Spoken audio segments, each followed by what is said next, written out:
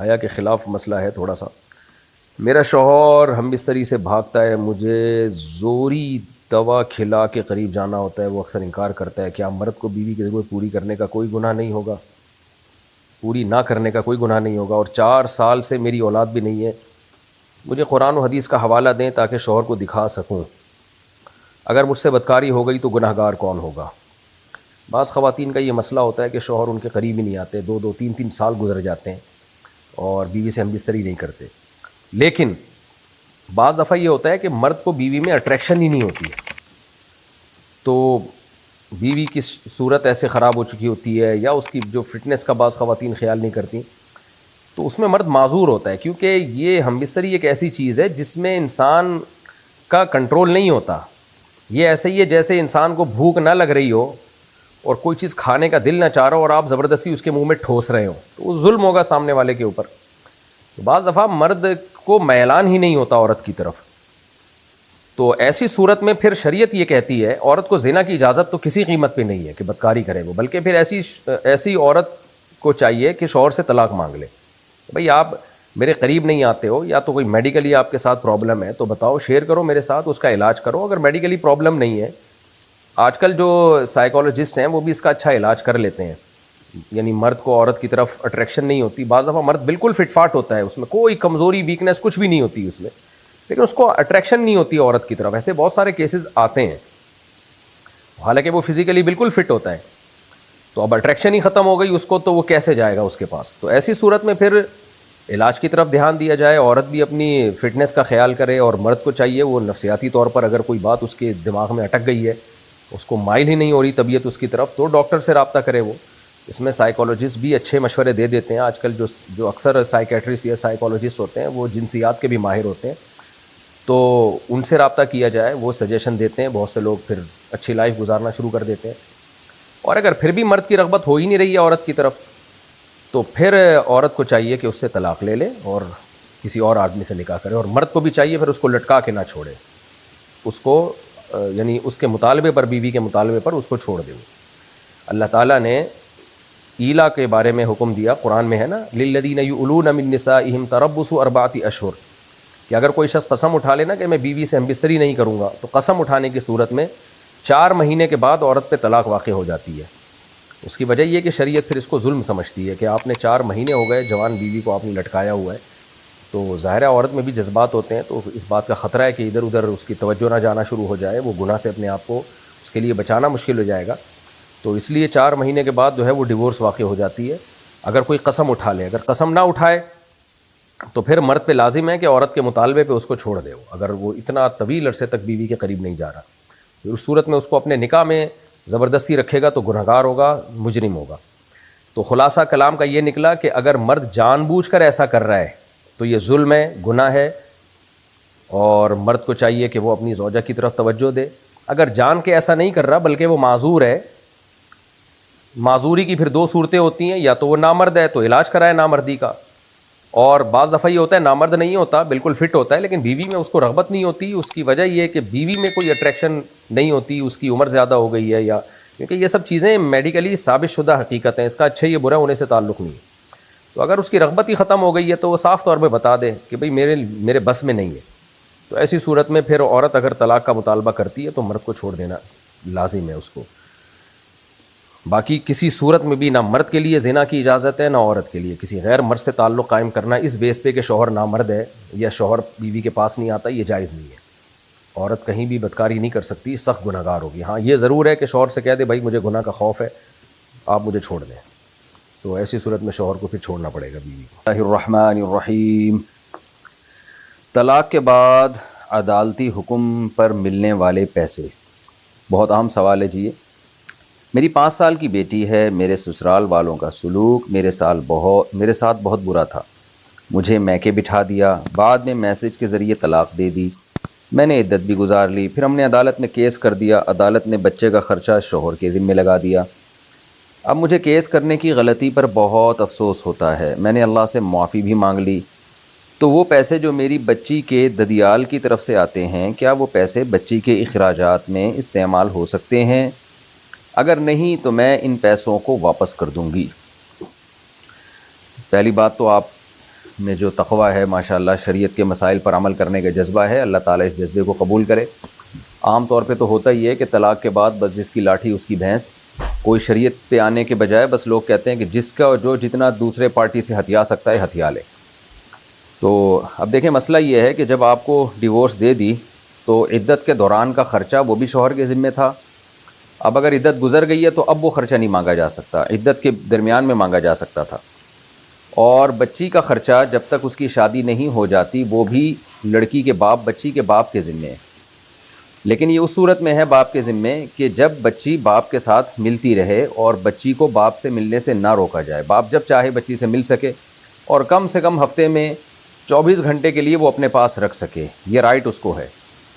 تو اور پھر تربیت یعنی اسکول کہاں پڑھنا ہے، یہ سب چیزیں باپ کی مرضی سے ہوں، اس کی مرضی کے بغیر ماں خود مختار ہو کے نہ کرے۔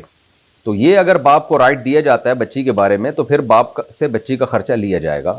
تو آپ نے کورٹ سے اگر کیس کر کے سسرال سے خرچہ لینا شروع کر دیا بچی کے لیے تو یہ بالکل جائز ہے، یہ آپ کا حق ہے، لیکن سسرال کو بچی سے ملنے سے آپ نہیں روک سکتی اور بچی کی تربیت میں کوئی ایسا طریقہ اختیار نہیں کر سکتی جو آپ کے شوہر کے، یہ جو ایکس ہسبینڈ ہیں، ان کی مرضی کے خلاف ہو۔ قبول ہے کہ لفظ سے اقرار کروانا۔ کسی نے پوچھا ہے جی پاکستان سے، میرا سوال یہ ہے کہ نکاح کے موقع پر لڑکی سے قبول ہے والا اقرار اگر نہیں کروایا گیا تو کیا نکاح ہو جائے گا؟ بعد میں اگر نکاح نامے پر لڑکی دستخط کر دے تو کیا حکم ہے؟ دیکھیں ہمارے ہاں جو نکاح کا طریقہ رائج ہے نا وہ یہ ہے کہ لڑکا قبول ہے بولتا ہے اور لڑکی کی طرف سے اس کا وکیل قاضی صاحب کو اجازت دیتا ہے کہ آپ میری بیٹی یا میری بھتیجی یا میری بہن جو بھی ہے اس کا نکاح آپ فلاں کو کرا دیں۔ اس کا طریقہ یہ ہوتا ہے کہ لڑکی کے والد یا کوئی بھی جو لڑکی کا وکیل ہوتا ہے دلہن سے پیشگی اجازت لیتا ہے، کہتا ہے کہ بھئی ہم آپ کا نکاح اتنے مہر میں فلاں شخص سے کروا رہے ہیں، کیا آپ کی طرف سے اجازت ہے یا آپ کو قبول ہے؟ اگر وہ کہتے ہیں ہاں قبول ہے یا اجازت ہے یا صرف یوں ہی کر کے گردن ہلا دے تو اس کا مطلب ابھی نکاح ہوا نہیں ہے، بلکہ اس لڑکی نے اس کو نکاح کا وکیل بنا دیا ہے کہ ہاں جی آپ کو میں نے پرمیشن دی ہے کہ آپ میرا نکاح فلاں سے کرا سکتے ہیں۔ اب لڑکی کے جو وکیل ہیں وہ قاضی صاحب سے کہہ دیتے ہیں کہ میں نے آپ کو اجازت دی ہے کہ آپ فلاں کا نکاح میری یعنی فلاں جو لڑکی ہے اس کا نکاح دولہا سے کرا دیں۔ تو قاضی صاحب کو جب اجازت مل گئی تو قاضی صاحب کیا کرتے ہیں، نکاح کا خطبہ پڑھ کے یہ کہتے ہیں دولہا سے کہ میں نے فلانی بنت فلاں کا نکاح آپ سے اتنے مہر میں کر دیا۔ دولہا کہتا ہے قبول ہے، تو نکاح ہو گیا، کیونکہ دلہن نے جس شخص کو وکیل بنایا اب قبول یعنی جس شخص کو وکیل بنایا اب وہ آگے کسی اور کو وکیل بنا سکتا ہے۔ اس نے وکیل بنا دیا قاضی صاحب کو اور قاضی صاحب نے دولہا سے کہہ دیا کہ میں نے آپ کا فلاں سے نکاح کرا دیا، کیونکہ اب قاضی صاحب دلہن کی طرف سے وکیل ہیں۔ تو ایک طریقہ تو یہ ہوتا ہے۔ اب اس میں اصل کام یہ ہے کہ لڑکی کسی کو وکیل بنائے، یعنی وکیل کا مطلب وکیل اس سے پوچھے کہ میں آپ کا نکاح فلاں سے کرا رہا ہوں، آپ کی طرف سے اجازت ہے؟ وہ کہے ہاں اجازت ہے، تو وکیل بن گیا۔ یا لڑکی خود کہہ دے کہ آپ میرا نکاح فلاں سے کرا دیں تو بھی وکیل بن گیا۔ تو جو دنیا میں وکیل بننے کا طریقہ ہے، نمائندہ بننے کا طریقہ ہے، وہی نکاح میں بھی ہے۔ دوسرا طریقہ یہ ہوتا ہے کہ نکاح پہلے ہو جاتا ہے، لڑکی کو بتائے بغیر نکاح کر دیا جاتا ہے۔ پہلے سے لڑکی کو یہ تو پتہ ہوتا ہے کہ میرا فلاں جگہ میری بات چل رہی ہے تو آج مسجد میں نکاح ہے، تو لڑکی کے والد یا بھائی وغیرہ دلہن کا نکاح پڑھا دیتے ہیں۔ بعد میں جا کے دلہن کو خبر ملتی ہے کہ آپ کا نکاح ہو گیا ہے، تو ایسے موقع پہ دلہن زبان سے کہہ دے، یعنی اس سے پوچھا جاتا ہے کہ ہم نے آپ کا فلاں سے نکاح کرا دیا ہے، اب بتائیے آپ کو قبول ہے یا نہیں؟ تو لڑکی زبان سے کہہ دے قبول ہے، یا لڑکی خاموشی اختیار کر لے، باپ نے نکاح پڑھایا اور لڑکی نے خاموشی اختیار کی تو بھی وہ قبول ہے ہی سمجھا جائے گا، جب تک وہ صاف لفظوں میں انکار نہیں کرتی۔ تو ایسے موقع پہ نکاح نامے پہ دستخط کر دے گی تو بھی نکاح سمجھا جائے گا۔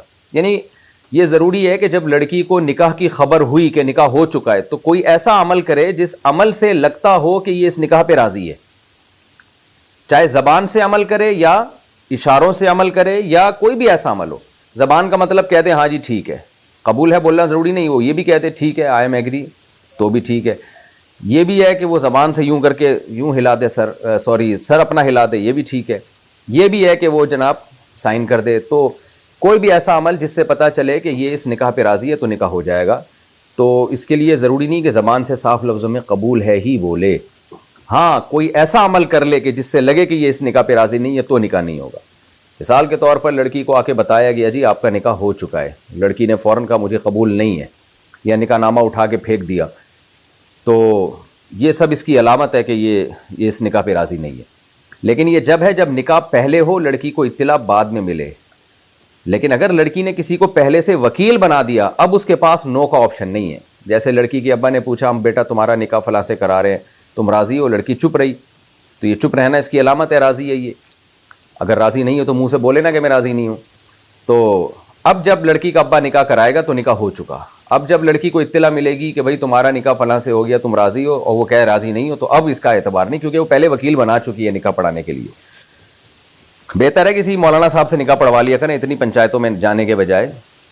تو جو کوئی بھی صحیح عالم ہو جو نکاح کے شرعی مسائل جانتا ہو ان سے پڑھا لیا کریں. نوالا چبا کر منہ میں ڈالنا. انڈیا سے کسی نے پوچھا ہے اپنے منہ کا چبایا ہوا کھانا بچے کے منہ میں ڈالنا کیسا ہے؟ کتاب میں مکروہ لکھا ہوا ہے، یہ صحیح ہے یا نہیں؟ صحیح ہے بھائی، اس سے کیا ہے، اس میں مکروہ کس بات کا ہے؟ یہ دور رہ کر والدین کی خدمت کرنا. عبد الحنان صاحب حیدرآباد سے پوچھتے ہیں میں بہت سال سے بیرون ملک میں ہوں. ایک آیت میں ہے کہ ماں باپ اگر ضعیف ہو جاتے ہیں تو ان کی خدمت کرنی چاہیے. کیا دور رہ کر پیسے بھیجنا افضل ہے یا وہاں جا کر خدمت کرنا ضروری ہے؟ میں دونوں میں سے ایک کام ہی کر سکتا ہوں. دیکھیں آپ کے ماں باپ کے لیے کیا ضروری ہے یہ آپ بہتر فیصلہ کر سکتے ہیں. شریعت نے تو حکم دیا خدمت.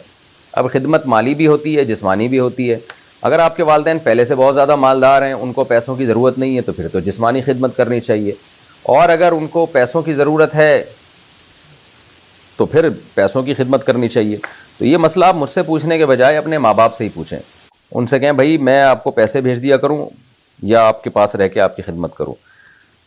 لیکن اگر آپ کو یہ ڈر ہے کہ آپ والدین کے پاس رہ کے خدمت کرنے سے پیسے بالکل ہی نہیں ملیں گے، آپ کو جاب لیس ہو جائیں گے، تو پھر اپنے بیوی بچوں کا خرچہ کیسے چلائیں گے؟ پھر ایسی صورت میں پیسے کما لینا اور پیسوں کے ذریعے خدمت کر لینا یہ زیادہ بہتر ہے. زکوٰۃ کی رقم سے اجرت کے طور پر راشن دلانا. ام محمد پاکستان سے پوچھتی ہیں ہم گھر میں کام کاج کے لیے جو ملازمہ رکھتے ہیں، اس سے اگر ہم یہ طے کر لیں کہ اتنی اتنی رقم ہم اجرت میں دیں گے اور اتنا اتنا ہم راشن دیں گے، تو پھر ہم یہ راشن زکوٰۃ کی رقم سے دلا دیں تو کیسا رہے گا؟ نہیں جی، یہ جائز نہیں ہے. کیونکہ جب آپ نے ماسی سے ایگریمنٹ کر لیا کہ ہم اتنے پیسے آپ کو زکوٰۃ کے دیں گے یا راشن کے دیں گے اور اتنے، تو وہ تنخواہ ہی بن گئی ہے اس کی. ماسی اسی لالچ میں ہی آپ کے کام کر رہی ہے. تو تنخواہ اور زکوٰۃ کو بالکل الگ رکھنا چاہیے. زکوٰۃ کا کوئی تذکرہ نہ ہو جب آپ ماسی کو خدمت کے لیے رکھیں. اس کو بتائیں بس یہ اسپیسیفک اماؤنٹ ہے جو آپ کو منتھلی تنخواہ میں دیا جائے گا، اس سے زیادہ نہیں ہم دیں گے، تاکہ وہ اسی تنخواہ کی بیس پہ خدمت کرے. پھر جو آپ اس کو اضافی دیں گے صدقہ خیرات زکوٰۃ، وہ صدقہ کہلائے گا، زکوٰۃ کہلائے گا. پہلے سے ایگریمنٹ ٹھیک نہیں ہے. زبردستی کی طلاق. انڈیا سے کسی نے پوچھا میں ایک لڑکی سے پیار کرتا ہوں اور ہم نے نکاح کر لیا تھا. 3 سے 4 مہینے بعد لڑکی کے گھر والوں کو نکاح کے بارے میں معلوم ہو گیا تو انہوں نے زبردستی ہماری طلاق کرا دی، مارنے کی دھمکی دی. کہنے لگے اگر اس نے طلاق نہیں دی تو ہم لڑکی کو مار دیں گے.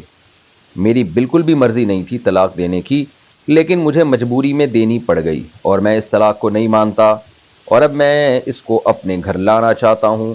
ہماری طلاق ہوئی ہے یا نہیں؟ یہ طلاق میں نے بہت ہی زیادہ مجبوری میں دی ہے. جناب اگر آپ نے زبان سے طلاق کے الفاظ نکال دیے تھے تو طلاق واقع ہو گئی ہے.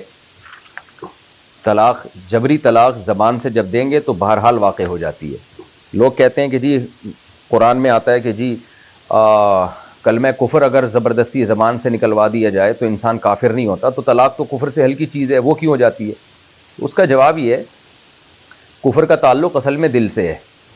تو جب گن پوائنٹ پہ کسی سے کلمہ کفر نکلوایا جاتا ہے تو قلبہ مطمئن بالایمان، قرآن کہتا ہے اس کا دل ایمان پر مطمئن ہونا چاہیے. تو دل چونکہ مطمئن ہے لہذا اس سے کافر نہیں ہوگا. لیکن طلاق کا تعلق دل سے نہیں ہے، زبان سے. حدیث میں آتا ہے ثلاث جدہن جد وہزلہن جد. 3 چیزوں کی حقیقت بھی حقیقت، مزاح بھی حقیقت ہے. تو جب آپ مزاح کر رہے ہوتے ہیں طلاق میں تو آپ دل سے راضی تھوڑی ہوتے ہیں، صرف زبان سے دے رہے ہوتے ہیں. تو اس سے پتہ چلتا ہے کہ طلاق کا تعلق زبان سے. تو جبراً طلاق جب دلوائی جائے تو زیادہ سے زیادہ یہ ہے کہ آپ اس پہ دل سے راضی نہیں ہو، لیکن زبان سے تو دے رہے ہیں نا، تو اس لیے طلاق واقع ایسی صورت میں ہو جاتی ہے. البتہ تحریری طلاق وہ جبراً واقع نہیں ہوتی.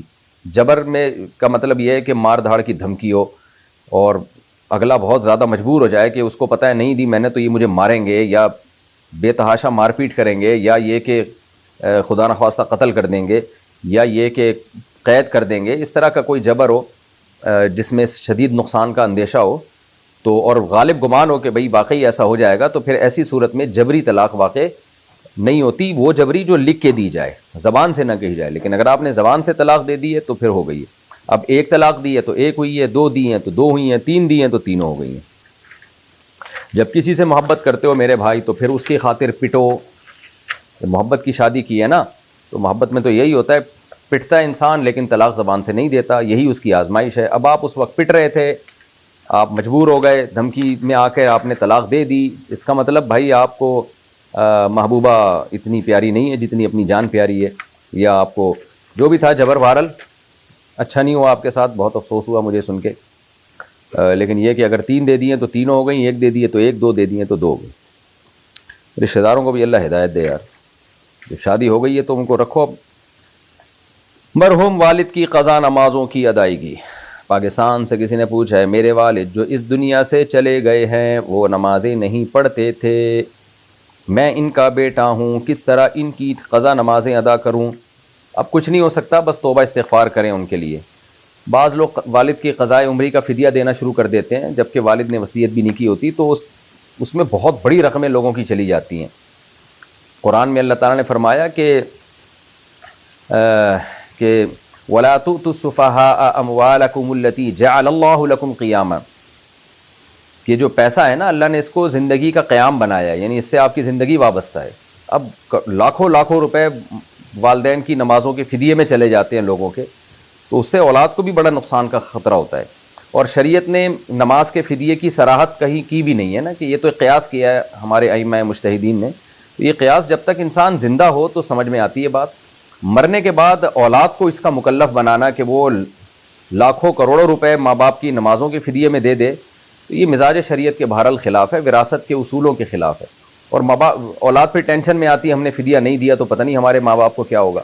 تو اس لیے میں لوگوں کو یہی مسئلہ بیان کرتا ہوں کہ اگر ماں باپ نے نماز کے فدیے کی وصیت بھی نہیں کی تو اور اسی طرح دنیا سے چلے گئے تو بس ان کے لیے توبہ استغفار کریں، اور حسب توفیق جتنا اللہ صدقہ خیرات کی توفیق دے دے وہ ویسے ہی کرنا چاہیے ماں باپ کے لیے۔ اب قضاء عمری کی فکر نہ کریں کہ جی اتنی ہزاروں نمازیں ان کے ذمے، اس کا فدیہ بہت زیادہ بن جاتا ہے وہ فدیہ۔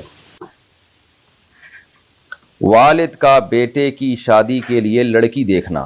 بنت ارشد کراچی سے، شرعی پردہ کرنے والی لڑکی کا جب رشتہ آتا ہے تو بعض دفعہ لڑکے کے والد بھی لڑکی کو دیکھنا چاہتے ہیں، تو بتائیے کیا لڑکی بغیر نقاب کے لڑکے کے والد کے سامنے آ سکتی ہے یا نہیں؟ پتہ نہیں یہ اباؤں کو کیا ہو گیا ہے، آپ کا بیٹا دیکھ لے بس یہ کافی ہے۔ تو یہ ٹھیک نہیں ہے کہ لڑکے کا ابا بھی اپنی ہونے والی بہو کو دیکھے کہ میں بھی جا کے دیکھوں گا۔ نقاب میں دیکھ سکتا ہے، اس سے بات چیت کر سکتا ہے، لیکن ایک شرعی پردہ کرنے والی لڑکی کو اس کا مکلف بنانا کہ وہ لڑکے کے ابا کے سامنے آ کے بیٹھے، یہ حیا کے بھی خلاف ہے اور شریعت کے بھی خلاف ہے، یہ جائز نہیں ہے۔ ہاں لڑکے کا دیکھنا تو مجبوری ہے، لڑکے کے ابا کیوں دیکھ رہے ہیں؟ ان کو شکل و صورت سے کیا دلچسپی ہے؟ مقصد یہ ہے ان کو اخلاق سے دلچسپی ہونی چاہیے کہ میری بہو بنے گی، پتہ نہیں کوئی غیر خاندانی عورت نہ آ جائے۔ تو شکل کا جہاں تک معاملہ ہے وہ تو میاں کو دلچسپی ہوگی نا اس میں، تو سسر صاحب بہو کی شکل میں کیوں دلچسپی لے رہے ہیں؟ تو یہ غیر اخلاقی حرکت ہے۔ لوگوں کے اکاؤنٹس بنوا کر پیسے کمانا۔ پاکستان سے کسی نے پوچھا ہے، ایک آن لائن کام ہے جس میں دنیا کی ایک بہت بڑی کمپنی ہے، سبحان اللہ، دنیا کی بہت بڑی کمپنی، میں سمجھا ایشیا کی، جو یہ کہتی ہے کہ اگر آپ لوگوں سے ہمارے لیے اکاؤنٹ بنواؤ گے، یہ لنک شیئر کرو گے تو ہم آپ کو اتنے اتنے پیسے دیں گے۔ ہمارے پاس وہ سارے وسائل کہ ہم لوگوں سے اکاؤنٹ بنوا کر دیتے ہیں، وہ کمپنی اکاؤنٹس کو ویریفائی کر کے ہمیں رقم دے رہی ہے، بتائیے کیا یہ رقم ہمارے لیے حلال ہے؟ کیونکہ ہم وہ اکاؤنٹ لوگوں سے نہیں بنوا رہے بلکہ خود سے بنوا کر دے رہے ہیں، رہنمائی فرمائیں۔ آپ نے سوال جو پوچھا ہے مبہم ہے۔ پہلی بات تو یہ اکاؤنٹ کس چیز کا ہے؟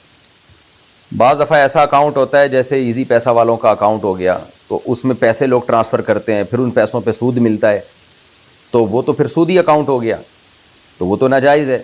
ایزی پیسہ کا میں نہیں کہہ رہا کہ ہمیشہ سودی اکاؤنٹ ہوتا ہے، کہ میں مثال دے رہا ہوں کہ اکاؤنٹ پیسوں کی ٹرانزیکشن کے لیے، تو وہ تو پھر سودی اگر معاہدہ ہو رہا ہے تو پھر ایسا اکاؤنٹ بنانا بھی حرام اور اس میں اس کی ارننگ بھی حرام ہے۔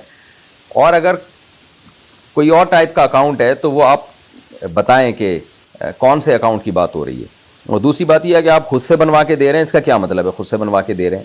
یعنی کمپنی نے کیا کہا ہے کہ لوگوں کے اکاؤنٹ کھلوائیں اور آپ اپنی طرف سے ہی فیک اکاؤنٹ کھلوا کے دے دیتے ہیں لوگوں کو مختلف آئی ڈیز سے. تو یہ بھی ناجائز ہے, کمپنی کے ساتھ دھوکہ ہے. تو یہ سوال کو آپ کلیئر کریں گے تو میں پھر انشاءاللہ اس کا جواب دے سکوں گا. لاہور سے کسی نے پوچھا ہے جی شادی نہیں ہو رہی ہے, میں لاہور سے ہوں, مجھے شادی کا بہت شوق ہے. ظاہر ہے لاہور سے کھجے سجے کے پائے اور کھجی کے پائے کھاؤ گے تو شادی کا شوق تو ہوگا میرے بھائی. لاہور کے لوگ ویسے بھی بڑے صحت مند ہوتے ہیں. کہتے ہیں جی میں لاہور سے ہوں, مجھے شادی کا بہت شوق ہے لیکن ہو نہیں رہی. ایسے بہت سارے لوگ ہیں جن کو بہت شوق ہے لیکن نہیں ہو رہی ان کی, تو آپ ٹینشن نہ لیں. کہہ رہے ہیں الٹا ڈپریشن کی طرف جا رہا ہوں, بہت مشکل سے 1 سال پہلے منگنی ہوئی تھی, گھر والوں کو کہہ کے تھک گیا ہوں, مجھے کوئی حل بتا دیں تاکہ میں میڈیسن کی طرف جانے سے رک جاؤں.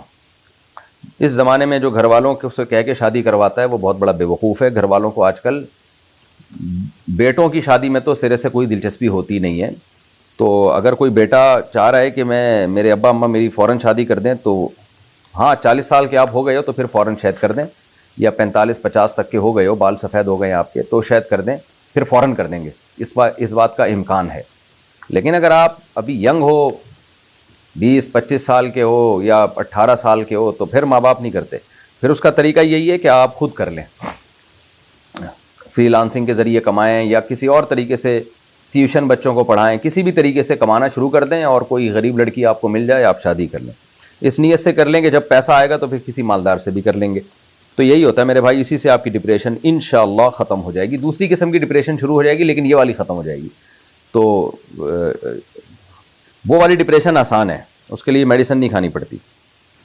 اچھا بھائی, یہ نہیں اللہ نہ کرے تو ہو جائے دوسری قسم کی ڈپریشن. ایک مثال دے رہا ہوں کہ بعض دفعہ ایسا ہوتا ہے لیکن انشاءاللہ آپ کے ساتھ نہیں ہوگا. آپ اچھے جذبے سے شادی کریں. خون آلودہ ہاتھ دیوار پر چھاپنا. پاکستان سے کسی نے پوچھا ہے جی یہ پاکستان سے کیا مطلب, شہر بتانا چاہیے. آپ لوگ نہ نام بتاتے ہیں نہ شہر بتاتے ہیں.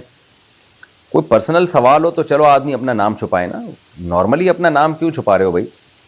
میرا سوال یہ ہے کہ قربانی کرتے ہوئے یعنی جانور کے گلے پر چھری پھیرتے ہوئے جو خون ہاتھ پر لگے, کیا اس خون سے بھرے ہوئے ہاتھ کو گھر کی دیواروں پر چھاپنے سے گھر سے شیطان دور رہتے ہیں؟ بالکل غلط بات ہے, بلکہ شیطان اور قریب آئیں گے. اس لیے کہ گندگی اور ناپاکی کو دیکھ کے شیطان آتے ہیں. تو خون ایک ناپاک چیز ہے, حرام چیز ہے. گھروں میں اس کے ٹھپے لگانا ایک جاہلانہ اور بالکل ہی ایک مشرکانہ قسم کی رسم ہے. تو ایسی چیزوں سے شیطان آتے ہیں, جاتے نہیں ہیں. واقعہ کربلا کے لیے کون سی کتاب پڑھوں؟ فاطمہ شیخ انڈیا سے. مجھے کربلا کا واقعہ پڑھنا ہے, کون سی کتاب پڑھوں؟ دیکھیں اس میں عربی کتابوں میں تو البدایہ والنہایہ تاریخ کی بڑی مستند کتاب ہے. اردو کتابوں میں بھی بہت ساری کتابیں, لیکن مولانا اسماعیل ریحان صاحب نے ایک بہت آسان کر کے کتاب لکھی ہے, تو پوری اسلامی تاریخ اس میں بیان کی ہے. اس میں کربلا کا واقعہ بھی ہے اور اس میں بڑی مستند بھی ہے وہ کتاب, جگہ جگہ اس کے حوالے بھی ہیں. یعنی جہاں سے انہوں نے وہ واقعہ کے جو پہلو لیے ہیں تو کتابوں کے حوالے بھی دیے ہیں. تو بڑی مستند کتاب ہے, تو وہ کتاب آپ پڑھیں, بہت آپ کو فائدہ پہنچائے گی. جامعۃ الرشید کے سابق استاد تھے, میں ان کو پرسنلی چونکہ جانتا ہوں. اچھا, اس کتاب پہ بہت سے لوگوں نے اعتراضات بھی کیے ہیں, میرے پاس خطوط بھی بھیجے کہ اس کتاب میں یہ غلط بات ہے, یہ غلط بات ہے. تو میں نے وہ لوگوں کے خطوط بھی پڑھے اور ان کتابوں میں دیکھا بھی ہے, تو ایسا کچھ نہیں ہے. یعنی ہمیں نہیں لگا, ایسا لگتا ہے کہ جو مخالفت کرنے والے ہیں شاید وہ تھوڑا سا غلو کا شکار ہے مخالفت میں, لیکن وہ اس میں ایسا ہے نہیں. تو اب تک جو ہم نے جو اس پر اعتراضات ہوئے ہیں تو مجھے کوئی معقول اعتراض نظر نہیں آیا. والدہ کی بد دعا کا خوف. انڈیا سے کسی نے پوچھا ہے مفتی صاحب میری والدہ ہمیشہ میری کامیابی کے لیے دعا کرتی ہیں, لیکن بعض اوقات وہ مجھ سے بہت ناراض ہو جاتی ہیں کیونکہ میں اعلیٰ تعلیم حاصل کر رہا ہوں, میرا ہر کام میرے موبائل پر ہوتا ہے, لیکن وہ سمجھتی ہیں کہ میں موبائل استعمال کر کے وقت ضائع کر رہا ہوں, اور جب میں بحث کرتا ہوں تو وہ مجھ پر لعنت بھیجتی ہیں تم کامیاب نہ ہو وغیرہ وغیرہ. کیا ایسی دعا قبول ہوگی؟ یعنی بد دعا قبول ہوتی ہے کیونکہ میں اس کی وجہ سے بہت افسردہ ہوں. دیکھیں آپ کوشش کیا کریں والدہ کے سامنے موبائل استعمال نہ کریں, حتی الامکان والدہ کی مرضی پہ چلنے کی کوشش کریں جہاں تک آپ کے میں استطاعت ہے. تو اس کے باوجود بھی والدہ بد دعا دیتی ہیں تو یہ غلط ہے, والدہ کو ایسا نہیں کرنا چاہیے. اور آپ اللہ سے دعا کیا کریں کہ اللہ والدہ کی بد دعا سے کے اثر سے مجھے بچا, کیونکہ ماں باپ کی بد دعائیں بھی بہت لگنے کا زیادہ امکان ہوتا ہے اور دعائیں لگنے کا امکان بھی زیادہ ہوتا ہے. تو احتیاط کریں اس میں. اپنی کوشش کے باوجود پھر مائیں اگر بد دعا دے رہی ہیں تو اللہ سے امید کی جا سکتی ہے انشاءاللہ وہ بد دعا نہیں لگے گی, لیکن آپ کی والدہ کو بھی سوچنا چاہیے، یا جتنی بھی مائیں ہیں، حدیث میں آتا ہے کہ خواتین جو جہنم میں جائیں گی اس کی ایک بہت بڑی وجہ ہے تکفرن اللعن، کہ لعن طعن بہت کرتی ہیں، بد دعائیں بہت دیتی ہیں. تو یہ صرف یہ آپ کے لیے خطرناک نہیں، آپ کی والدہ کے لیے بھی بہت زیادہ خطرناک ہے اگر وہ بد دعائیں زیادہ دیتی ہیں. ہر بچہ جس کی ماں بد دعا دیتی ہے نا بات بات پہ، تو یہ ماں کے لیے بھی آخرت میں نقصان کا سبب بن سکتی ہے یہ چیز. اللہ تعالیٰ پکڑیں گے کہ تم کیوں اولاد کو بد دعائیں دے رہے تھے، اور کیا اس نے ایسا کیا کر لیا تھا کہ جس کی وجہ سے تم اپنے جگر کے ٹکڑوں کو جو ہے وہ بد دعائیں دے دے کے ان کو جہنم میں ڈالنے کی کوشش کر رہی تھی. اس لیے عورت کے لیے بہت خطرناک ہے کہ وہ اپنے اولاد کو بد دعا دے، تو یہ اس سے اجتناب کرنا چاہیے. ناپاک کپڑے دھوتے وقت کا پانی. پاکستان سے کسی بہن نے پوچھا ہے، ہم نے سنا تھا کہ ناپاک کپڑے دھوتے وقت جب ہاتھ کپڑوں کو لگ جائے تو کپڑے ناپاک ہو جاتے ہیں. اسی طرح ہم صرف اور مگ وغیرہ کو بھی ہاتھ لگاتے ہیں تو کیا وہ بھی ناپاک ہو جاتے ہیں؟ ہم نے ویسی زیور میں پڑھا تھا کہ ناپاک کپڑے دھوتے وقت تیسری دفعہ کا پانی ناپاک ہوتا ہے. تو کیا تیسری دفعہ کا پانی فرش پر بہانے کے بعد بالٹی اور فرش وغیرہ کو بھی دھونا ہوگا؟ میرے علم میں تو نہیں ہے کہ ناپاک کپڑے دھوتے وقت تیسری دفعہ کا پانی ناپاک. پہلی دفعہ کا بھی ناپاک، دوسری دفعہ کا بھی ناپاک، تیسری دفعہ کا بھی ناپاک. اب اس کے بعد جو پانی ہوگا وہ پاک ہوگا. باقی مجھے لگ رہا ہے آپ کو کچھ وہم ہو گیا ہے. کپڑے دھویا کریں آرام سے، پورے کپڑے دھل جائیں تو بس لٹکا دیں اور بھول جائیں کہاں کہاں ہاتھ لگائے. ورنہ یہ جو ہے نا اس طرح کی مسائل سے لوگ وہمی ہو کے پاگل ہو کے مر جاتے ہیں، یہ دماغ ان کا سیٹ نہیں ہوتا. تو بس ناپاک کپڑے جب دھوئیں تو کوشش کریں ادھر ادھر ہاتھ نہ لگائیں. کپڑے ناپاک ہے، دھل رہے ہیں، جب دھل جائیں تو ان کو کنگھالا اور لٹکا دیا، بس کافی ہے. یہ ادھر ادھر لگ جائیں تو سوچے ہی نہیں کہاں لگ رہے ہیں، کیونکہ میں نے بہت سے لوگوں کو پاگل ہوتے ہوئے دیکھا ہے. ایسے ایسے پاگل میں نے دیکھے ہیں کہ مجھے لگا تھا کہ میں نہ پاگل ہو جاؤں ان میں رہ کے. واش روم سے نکلے تو وہ کنڈی کو ہاتھ نہیں لگا رہے کہ کہیں یہ ناپاک نہ ہو جائے. پھر کنڈی کو ہاتھ غلطی سے لگ گیا تو جو کنڈی کو دوسرا بندہ بھی ہاتھ لگا رہا ہے اس کے ہاتھ بھی ناپاک ہو گیا. پھر ایسے آ رہے ہیں کونی یہاں لگ گئی تو یہ ناپاک، تو وسیم بھائی ناپاک، غفار بھائی ناپاک، تو سارا محلہ ناپاک ہو جاتا ہے ایک دن. تو یہ طہارت کے جو مسائل ہیں نا ان میں زیادہ بہمی نہیں بننا چاہیے. بس سرسری طور پر جتنا شریعت نے بتا دیا اس پہ عمل کریں اور ادھر ادھر نہ سوچیں کہ کدھر ہاتھ لگ رہا ہے. ووٹ نہ دینا. حنزلہ نور مردان سے پوچھتے ہیں، آج کل کوئی بھی سیاسی جماعت ہمیں اچھی نظر نہیں آ رہی تو کسی کو ووٹ دینے کا دل ہی نہیں کر رہا. میں نے سنا ہے کہ ووٹ نہ دینا گناہ ہے. کیا ووٹ نہ دینا واقعی گناہ ہے؟ دیکھیں اگر کوئی بھی سیاسی جماعت اچھی نظر نہیں آ رہی، سبھی بری لگ رہی ہیں، تو کوئی ایسی تو ہوگا نا کہ کوئی کم بری ہوگی، کوئی زیادہ بری ہوگی. تو جو آپ کو کم بری لگے اس کو ووٹ دے دیں. تو یہ کر رہے ہیں، ووٹ دیں لازمی، کیونکہ جب آپ ووٹ نہیں دیں گے تو مخالف پارٹی کو ایک ووٹ جو اور زیادہ بری ہوگی اس کا امکان ہوتا ہے کہ اس کو ایک ووٹ زیادہ چلا جائے، تو اس کے جیتنے کا امکان بڑھ جائے گا. تو آپ جس کو کم درجے کا برا سمجھ رہے ہیں اس کو جا کے ووٹ دے دیں. اذان کے بعد مغرب کی نماز میں تاخیر. عبدالہادی میرپور خاص سے پوچھتے ہیں، مفتی صاحب مغرب کی اذان کے بعد اگر نماز میں 2 منٹ کی تاخیر کر دی جائے تو کوئی مسئلہ تو نہیں ہوگا؟ ہمارے یہاں آس پاس کی مسجدوں میں اذان ہو رہی ہوتی ہے، اس لیے ہماری مسجد کے امام اذان کے بعد تاخیر کرتے ہیں. 2 منٹ کی تاخیر نہیں کہلاتی. مغرب کی نماز جلدی پڑھنا سنت ہے، تاخیر کرنا مکروہ ہے، لیکن 2 منٹ کی تاخیر نہیں ہے یہ. اور آج کل اس لیے بھی یہ 2 منٹ کی تاخیر کی جاتی ہے کہ اذان ہوتے ہی لوگ گھر سے بعض دفعہ نکلتے ہیں اور پھر وضو کرتے ہیں تو تکبیر اولیٰ رہ جاتی ہے ان کی. تو اس لیے اگر اس میں 2 منٹ کی تاخیر کر دی جائے تو کوئی حرج نہیں ہے. اب اور جب تاخیر کر ہی دی جائے تو پھر اس میں 2 سنت پڑھنے میں بھی کوئی حرج نہیں ہے، بلکہ پڑھ لینی چاہیے. منگیتر پسند نہیں. ہاں کرم ایجنسی، کرم ایجنسی ہے، کرم ایجنسی ہے، کرم ایجنسی پاکستان. مفتی صاحب میرا رشتہ ہو گیا ہے، وہ امی کے ماموں کا بیٹا ہے، حافظ ہے، عالم بن رہا ہے. ہمارا رشتہ طے ہوئے 5 سال ہو گئے ہیں. اب میں نے اس شادی سے انکار کیا ہے کہ مجھے نہیں کرنی. گھر والے زبردستی کر رہے ہیں کہ یہیں کرنی ہے، اور ہم پٹھان ہیں، کرم ایجنسی کے رہنے والے ہیں. ہمارا رواج ایسا ہے کہ ایک بار رشتہ ہو جاتا ہے تو پھر توڑنے نہیں دیتے. لیکن میرے انکار کی وجہ یہ ہے کہ میں اپنے چچازاد کو پسند کرتی ہوں اور وہ بھی مجھے پسند کرتا ہے. ہم نے سوچا ہے کہ ہم کورٹ میرج کر لیں. لڑکا شریف ہے، نمازی ہے، میں عالمہ ہوں. کیا ولی کی اجازت کے بغیر نکاح ہوگا اور یہ میرا کفو ہوگا؟ اگر میرا رشتہ ہوا ہے جہاں وہیں شادی کر لوں تو مجھے اندیشہ ہے کہ میری سوچ اور تصورات اور دل کہیں اور مائل ہوں گے اور شوہر کوئی اور ہوگا. تو اللہ کا بڑا عذاب ہوگا مجھ پر، میں شدید چاہتی ہوں اس کو، اگر کوئی مجھ کو کہے کہ اس دنیا میں اس کو چھوڑ دو جنت میں ملے گا تو میں ایسا کروں گی، لیکن جس کے ساتھ نکاح ہو جاتا ہے جنت میں تو وہی ساتھ ہوگا۔ اچھا یہ پورا سوال ہو گیا کیا؟ دیکھیے آپ کے ہاں آپ کا جہاں رشتہ ہوا تھا تو رشتے کا مطلب تو پٹھانوں میں ہم نے جہاں تک سنا ہے، ہمارے جو شاگرد ہیں، رشتے کا مطلب نکاح ہو جاتا ہے، ایجاب و قبول ہو جاتا ہے۔ تو جب آپ کا رشتہ طے ہو رہا تھا، اگر آپ کو وہ لڑکا پسند نہیں تھا، آپ کی امی کے ماموں کا بیٹا، تو آپ فوراً انکار کر دیتی اس وقت۔ تو جب آپ نے وہاں انکار نہیں کیا تو پھر آپ کا نکاح جب کر دیا تو اب آپ اس کی بیوی ہیں۔ اس میں پھر آپ کی ذہن چچا زاد بھائی کی طرف چلا جائے یا کہیں اور چلا جائے، یہ تو حرام ہے، ناجائز ہے، کیونکہ آپ کسی کی بیوی بن چکی ہیں۔ پھر تو آپ کے لیے کسی اور کو دل میں بسانا یا کسی اور کے بارے میں سوچنا ہی حرام تھا۔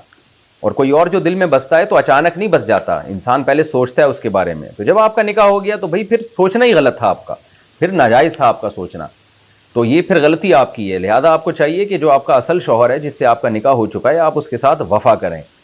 اور رہا یہ مسئلہ کہ جنت میں کون ملے گا، تو اصول تو یہی ہے کہ جنت میں آپ کا جو شوہر ہے وہی ملے گا۔ اب آپ کہیں کہ جی مجھے تو چچا زاد چاہیے جنت میں، تو دیکھیں اللہ تعالیٰ اسی شوہر کی محبت آپ کے دل میں آخرت میں اتنی ڈال دیں گے کہ آپ کو اپنے چچا زاد سے زیادہ یہ پسند آئے گا، کیونکہ جنت میں ہر خواہش پوری ہوگی۔ تو جنت میں ایسا نہیں ہو سکتا کہ آپ چاہتی کسی اور کو اور رہے آپ کسی اور کے پاس، ایسا نہیں ہوگا۔ تو جنت میں آپ کی اللہ ہر خواہش پوری کرے گا۔ تو اس لیے آپ جنت چاہتی ہیں تو اپنے شوہر کے ساتھ وفا کریں جس کے ساتھ آپ کا نکاح ہوا ہے، اور چچا زاد کو دل سے نکال دیں۔ دنیا میں بڑے سے بڑی محبت ختم ہو جاتی ہے اگر انسان اس کے بارے میں سوچنا چھوڑ دے۔ جب آپ کو پتہ ہے کسی سے محبت اور وہ مر جائے تو کچھ دن میں بھول جاتا ہے انسان اس کو۔ تو اللہ نے انسان کو ایسا نہیں رکھا کہ ساری زندگی یاد کر کے روتا رہے، وہ ماں باپ کو بھول جاتا ہے انسان۔ تو اس لیے آپ کا اگر نکاح ہو چکا تھا پھر تو اب آپ کے پاس کوئی آپشن نہیں ہے، آپ اپنے شوہر سے وفا کریں۔ اور اس چچا زاد نے بھی غلطی کی ہے کہ جب اس کو پتہ تھا کہ آپ کسی کی بیوی ہیں تو اس نے آپ سے ریلیشن سے میری مراد ہے کہ آپ کی طرف اس کی توجہ گئی کیوں، اور اس نے آپ سے بات چیت کیوں کی، اس نے یہ کیوں بتایا کہ وہ آپ کو پسند کرتا ہے، تو یہ ناجائز ہے۔ اور اگر آپ کا رشتہ نہیں ہوا، بھی رشتے سے میری مراد ہے نکاح نہیں ہوا، صرف بات چیت طے ہوئی ہے، تو اس میں بھی یہی ہے کہ اگر آپ سے پوچھا گیا تھا اور آپ اس پہ راضی تھیں تو یہ ایک معاہدہ ہے، ایگریمنٹ ہے، ایک طرح کا وعدہ کر لیا آپ نے، تو اس وعدے کو بلا وجہ توڑنا درست نہیں ہے۔ البتہ چونکہ آپ اس کی بیوی ابھی بنی نہیں ہے، تو پھر اگر آپ کی زندگی میں کوئی اور مرد آ گیا تو یہ بھی غلط ہے کہ جب ایک جگہ آپ کی بات طے ہو گئی تو آپ کو کسی اور کو آنا ہی نہیں دینا چاہیے تھا، کسی اور کے بارے میں سوچنا ہی نہیں چاہیے تھا۔ لیکن اگر بہت زیادہ آپ کے جذبات پھر چچا زاد کی طرف مائل ہیں اور ابھی آپ کا اس پہلے والے شوہر سے جو آپ کی والدہ کے ماموں کا بیٹا ہے اس سے نکاح ہی نہیں ہوا، تو پھر آپ کے ماں باپ کو چاہیے یہی کہ وہ آپ جہاں چاہتی ہیں وہاں نکاح کر دیں آپ کا، زبردستی پھر آپ پہ نہ کریں، کیونکہ یہ چیز شریعت میں پسندیدہ نہیں ہے۔ نبی صلی اللہ علیہ وسلم نے ایسے نکاح توڑے ہیں، یعنی ایسے رشتے توڑے ہیں جہاں لڑکی کہیں اور چاہتی تھی اور لڑکی کے ماں باپ کہیں اور چاہتے تھے۔ لیکن اس میں ایک بات ضرور ہے کہ اگر آپ لوگ چونکہ وزیرستان کے ہیں، وہاں ان مسائل پر بہت بڑا فساد کھڑا ہو جاتا ہے اگر لڑکی انکار کر دے۔ غلطی آپ کی یہ ہے کہ جب آپ کی بات طے ہو رہی تھی نا، اس وقت آپ اڑ جاتی کہ میں نے یہاں نہیں کرنا، اس وقت آپ نے منگنی کر لی، آپ راضی ہو گئیں، تو پھر اس میں آپ کی بھی بڑی مسٹیک ہے۔ تو اگر آپ کے ماں باپ مان جاتے ہیں آپ کی بات کو اور وہ جہاں آپ چاہتی ہیں وہاں شادی کر دیتے ہیں تو یہ تو بہت اچھی بات ہے، ماں باپ کو چاہیے ایسا ہی کریں، شریعت ان کو یہی حکم دیتی ہے۔ بچی کی مرضی کے خلاف زبردستی کہیں اور اس کا رشتہ طے کر دینا یہ اسلام میں ناجائز ہے، اس سے اللہ تعالیٰ ناراض ہوتے ہیں۔ تو میں آپ کے والد کو، آپ کی والدہ کو یہی مشورہ دوں گا کہ جہاں آپ چاہتی ہیں آپ کے ماں باپ وہیں آپ کا نکاح کریں، زبردستی کہیں اور آپ کا نکاح کرنے پر آپ کو مجبور نہ کریں، ادروائز وہ گنہگار ہوں گے۔ لیکن آپ اپنے رواج کو بھی دیکھیں، اگر آپ نے کورٹ میرج کا راستہ اختیار کیا، اس سے آپ کے ماں باپ کی عزت کا جنازہ نکل جائے گا، قتل و غارت تک نوبت پہنچتی ہے۔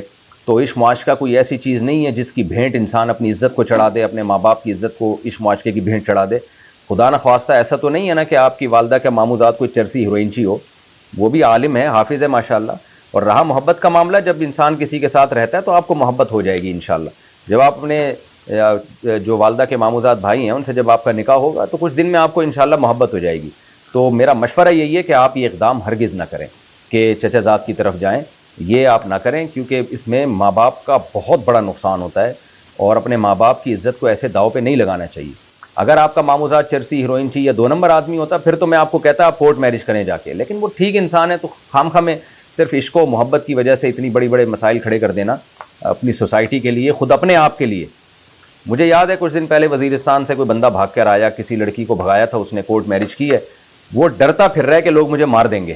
تو میں نے کہا تم نے کام ایسا کیا ہے کہ تم نے تو یعنی لڑکی کی عزت ہی نہیں سوسائٹی میں چھوڑی, کہ کتنے یعنی تانے ملتے ہیں لڑکی کے بھائی کو بھی, لڑکی کے ماں باپ کو بھی, کہ تمہاری بیٹی گھر سے بھاگی ہے. تو آپ خود کل کسی کی ماں بنو گی, آپ اپنی بچیوں پہ رکھ کے سوچو. تو میں آپ کے ماں باپ کو اپریشیٹ نہیں کر رہا, میں ان کو یہی کہہ رہا ہوں کہ آپ کی مرضی کے مطابق نکاح کریں وہ, ادروائز وہ گناہ گار ہوں گے اگر آپ کی مرضی پہ نہیں چلتے. تو لیکن آپ کو بھی میں یہی کہوں گا کہ آپ ایسا خطرناک اقدام ہرگز نہ اٹھائیں جس میں آپ کی بھی عزت جائے, جان کو بھی خطرہ ہو جائے, اور جو ہے وہ آپ کے ماں باپ کی بھی عزت کا جنازہ نکل جائے, آپ کے بھائیوں کی بھی عزت کا جنازہ نکل جائے. تو وہ بھی خاندان ہے نا جس نے آپ کو ٹھکانہ دیا, تو کچھ اس کا بھی تو حق بنتا ہے. غلط جگہ کرا رہے ہوتے تو پھر تو ٹھیک تھا, آپ کورٹ میرج کر لیتی ہیں. لیکن آپ نے خود بتایا کہ ماموزاد جو آپ کی والدہ کا ماموزاد ہے کوئی اتنا برا آدمی نہیں, اور رشک معاشقے نکل جاتے ہیں تھوڑے دنوں میں. جب آپ نکاح کر لیں گی, آپ کا گھر بس جائے گا, اللہ آپ کو اولاد دے گا, تو بھول بھلائیاں ہو جائے گا.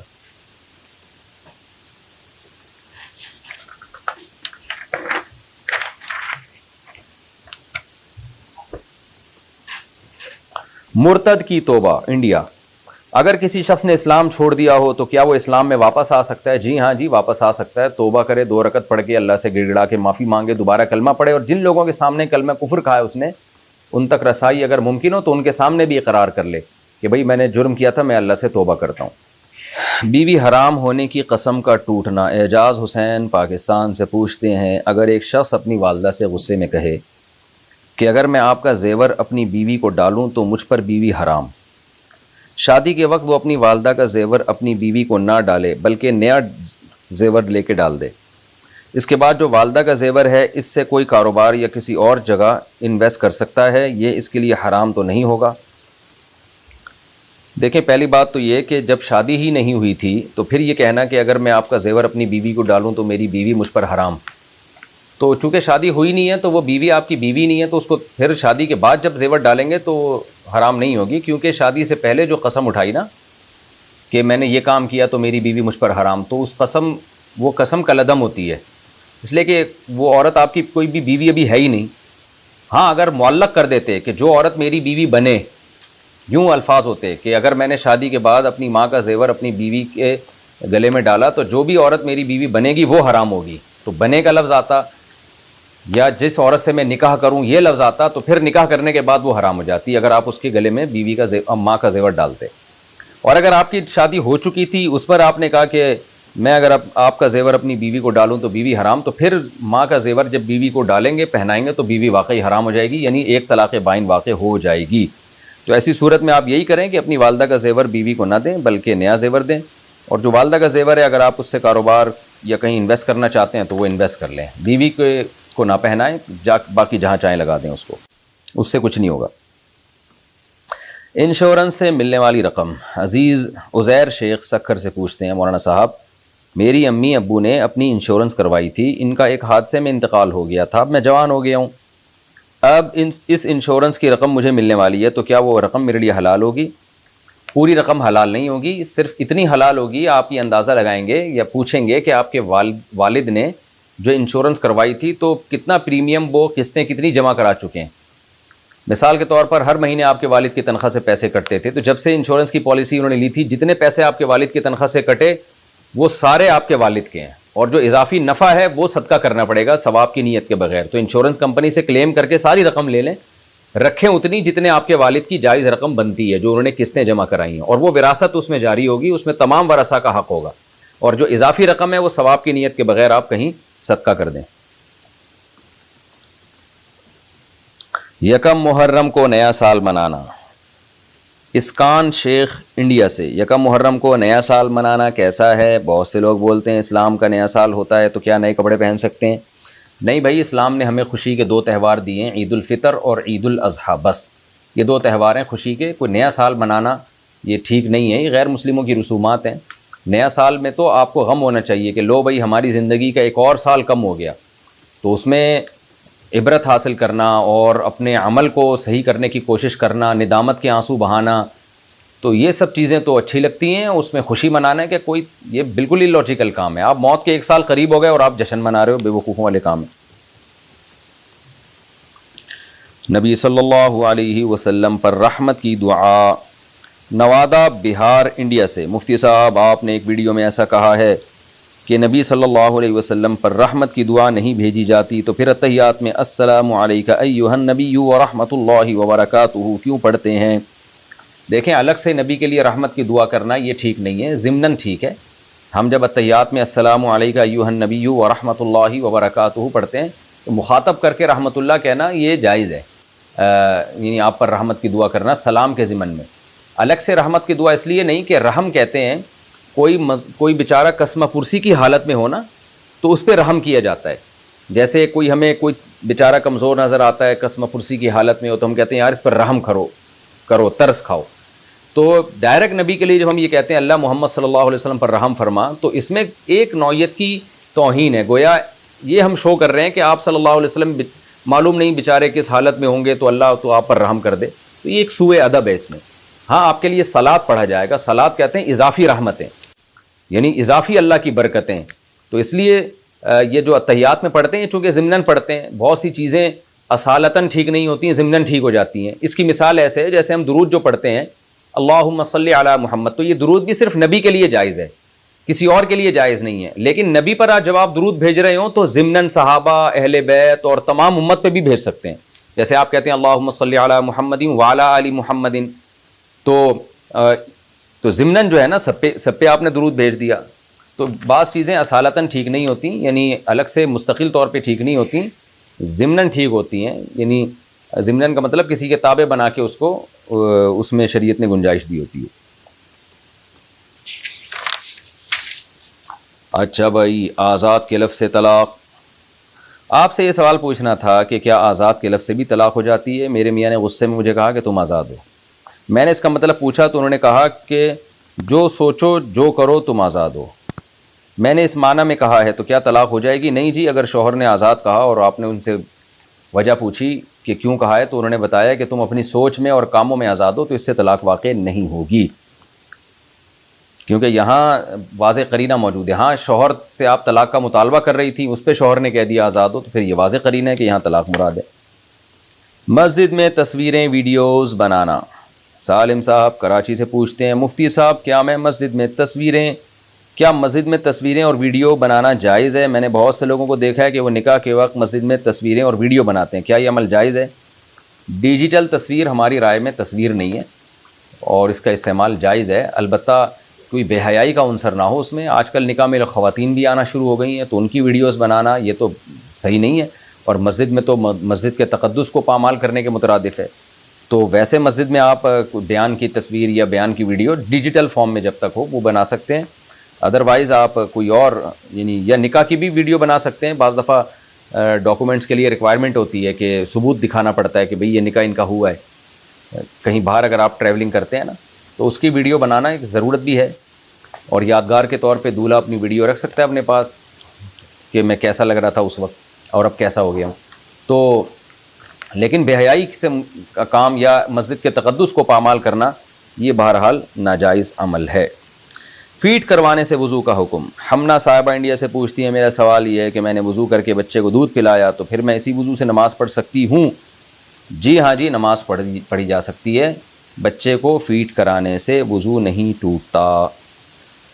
نکاح کی وجہ سے ہونے والی موت، محمد سلیمان عمان سے پوچھتے ہیں میں نے 2 سال پہلے کورٹ میرج کی تھی، میرے سسرال والے مجھے مار دینا چاہتے ہیں، پوچھنا یہ تھا کہ اگر وہ مجھے مار دیں گے تو یہ موت کیسی ہوگی، اچھی ہوگی یا بری ہوگی؟ کیا واقعی میں نے کوئی غلطی تو نہیں کر دی؟ آپ لڑکی کو بھگایا کیوں آپ نے میرے بھائی؟ غلط کیا آپ نے۔ لڑکیوں کو اپنے ماں باپ سے ورغلا کے کورٹ میں لے کے جانا، یا تو ہوتا نا لڑکی کے ماں باپ ظالم ہوتے، وہ لڑکی کا نکاح معقول جگہ پہ کر نہیں رہے ہوتے، یا لڑکی کے نکاح میں بلا وجہ غیر معمولی تاخیر کر رہے ہوتے۔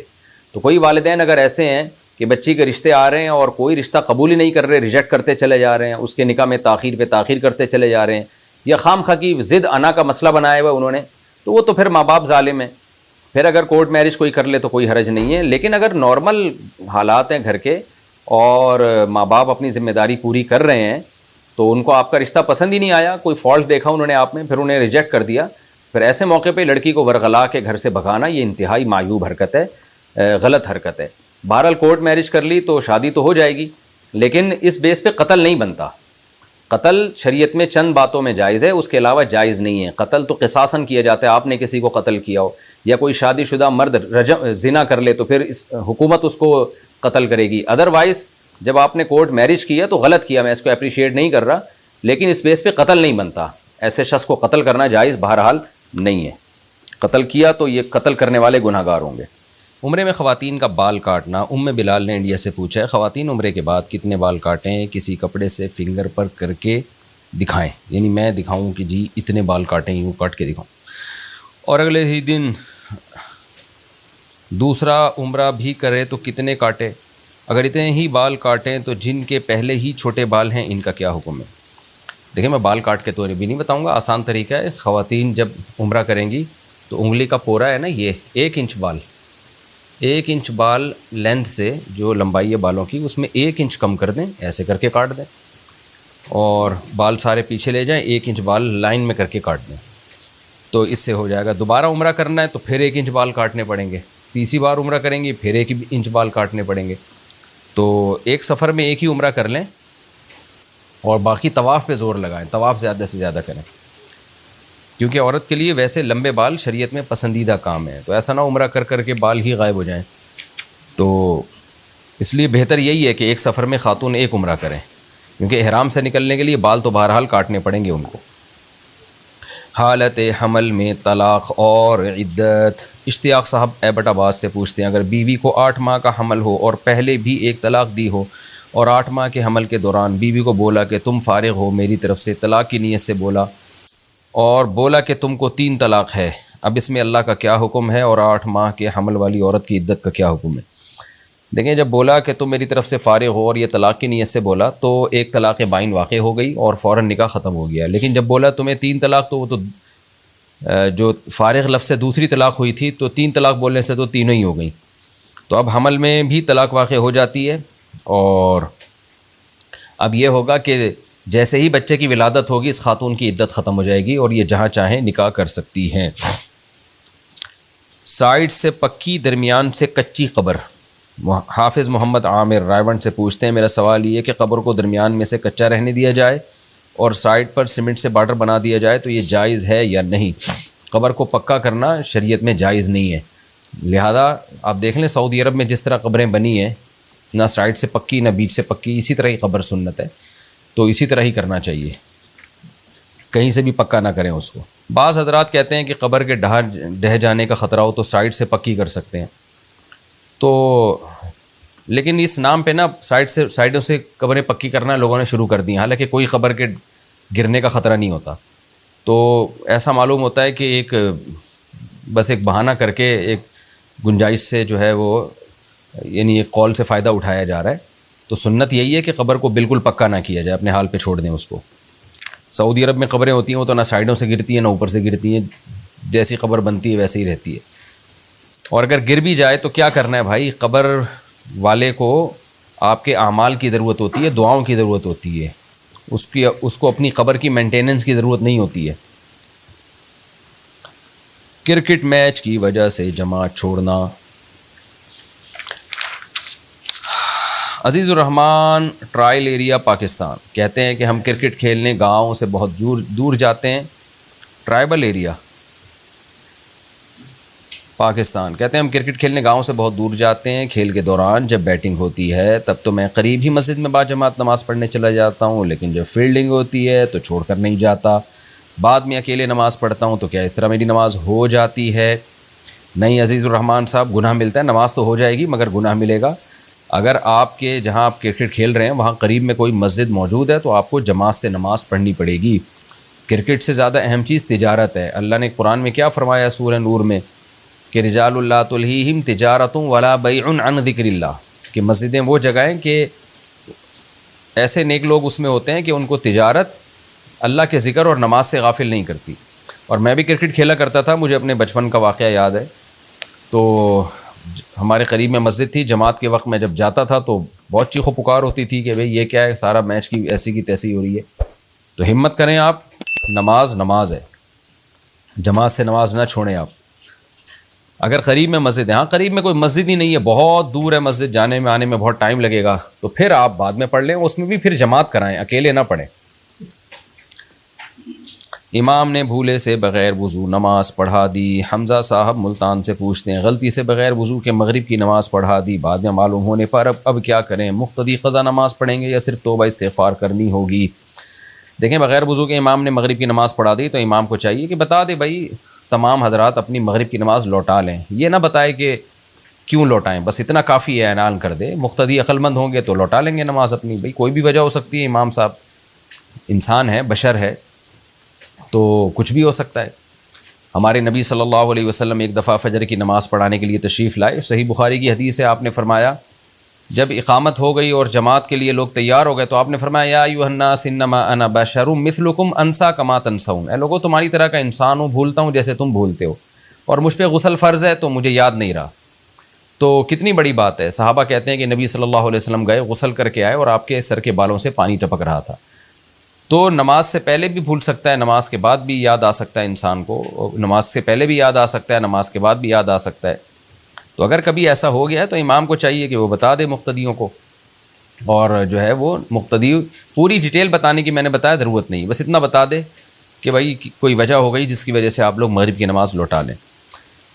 لیکن اگر ضدی ہٹ دھرمی قسم کے نمازی ہوں، ہٹ دھرم قسم کے، اور ڈر ہو کہ بہت زیادہ واویلا مچائیں گے، بہت باز ہوتا ہے گاؤں دیہاتوں میں، تو پھر پوری نماز اگر امام نے بغیر وضو کے پڑھا دی ہے تو پھر ایک قول یہ بھی ہے، امام ابو یوسف کا قول ہے، بعض فقہاء نے اس پہ فتویٰ دیا ہے کہ شدید مجبوری میں پھر امام صرف اپنی نماز لوٹا لے، پھر ایسے جاہل مقتدیوں کو بتانے کی ضرورت نہیں ہے۔ لیکن یہ جب ہے جب پوری نماز لوٹا کے یاد آئے، کیونکہ بعض علماء کے نزدیک اگر بھولے سے امام نے نماز پڑھ لی ہے بغیر وضو کے، یاد نہیں رہا بیچارے کو، تو نماز پڑھنے کے بعد یاد آیا تو مقتدیوں کی نماز ہو گئی، کیونکہ ان کے علم میں نہیں تھا کہ امام بیچارہ وہ بھول گیا، تو امام کو چاہیے پھر اپنی لوٹا لے، مقتدیوں کی بھی ہو جائے گی نماز، امام کی بھی ہو جائے گی، لیکن صحیح راجح قول یہی ہے کہ امام اناؤنس کر دے۔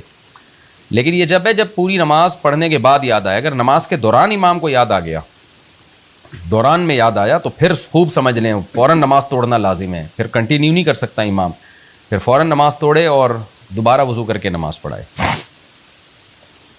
بچپن کی چوری کا مداوا۔ شافیہ کوثر انڈیا سے پوچھتی ہیں ہم نے بچپن میں کسی کی چیز چرائی ہو اور اب وہ شخص کسی اور گاؤں میں ہو، ہمیں اس کا معلوم نہیں، تو ہم کیا کریں؟ کیا اللہ ہمیں معاف کر دے گا؟ جناب وہ چیز جو آپ نے چرائی ہے اس کی قیمت آپ صدقہ کر دیں، اگر مالک تک پہنچانا ناممکن ہے تو اس کی قیمت اندازہ لگا کے یا وہ چیز صدقہ کر دیں، یا چیز نہیں ہے تو قیمت صدقہ کر دیں، چیز ہے تو بھی قیمت صدقہ کر سکتے ہیں، تو یکدم صدقہ کرنا ممکن نہ ہو، قسطوں میں کر دیں، تھوڑی تھوڑی قیمت کر کے نا اس کی صدقہ کر دیں تو اس کا استعمال ٹھیک ہو جائے گا، جب یہ اس صورت میں جب مالک کا پتہ لگانا ممکن ہی نہ ہو، مالک تک پہنچانا ممکن ہی نہ ہو۔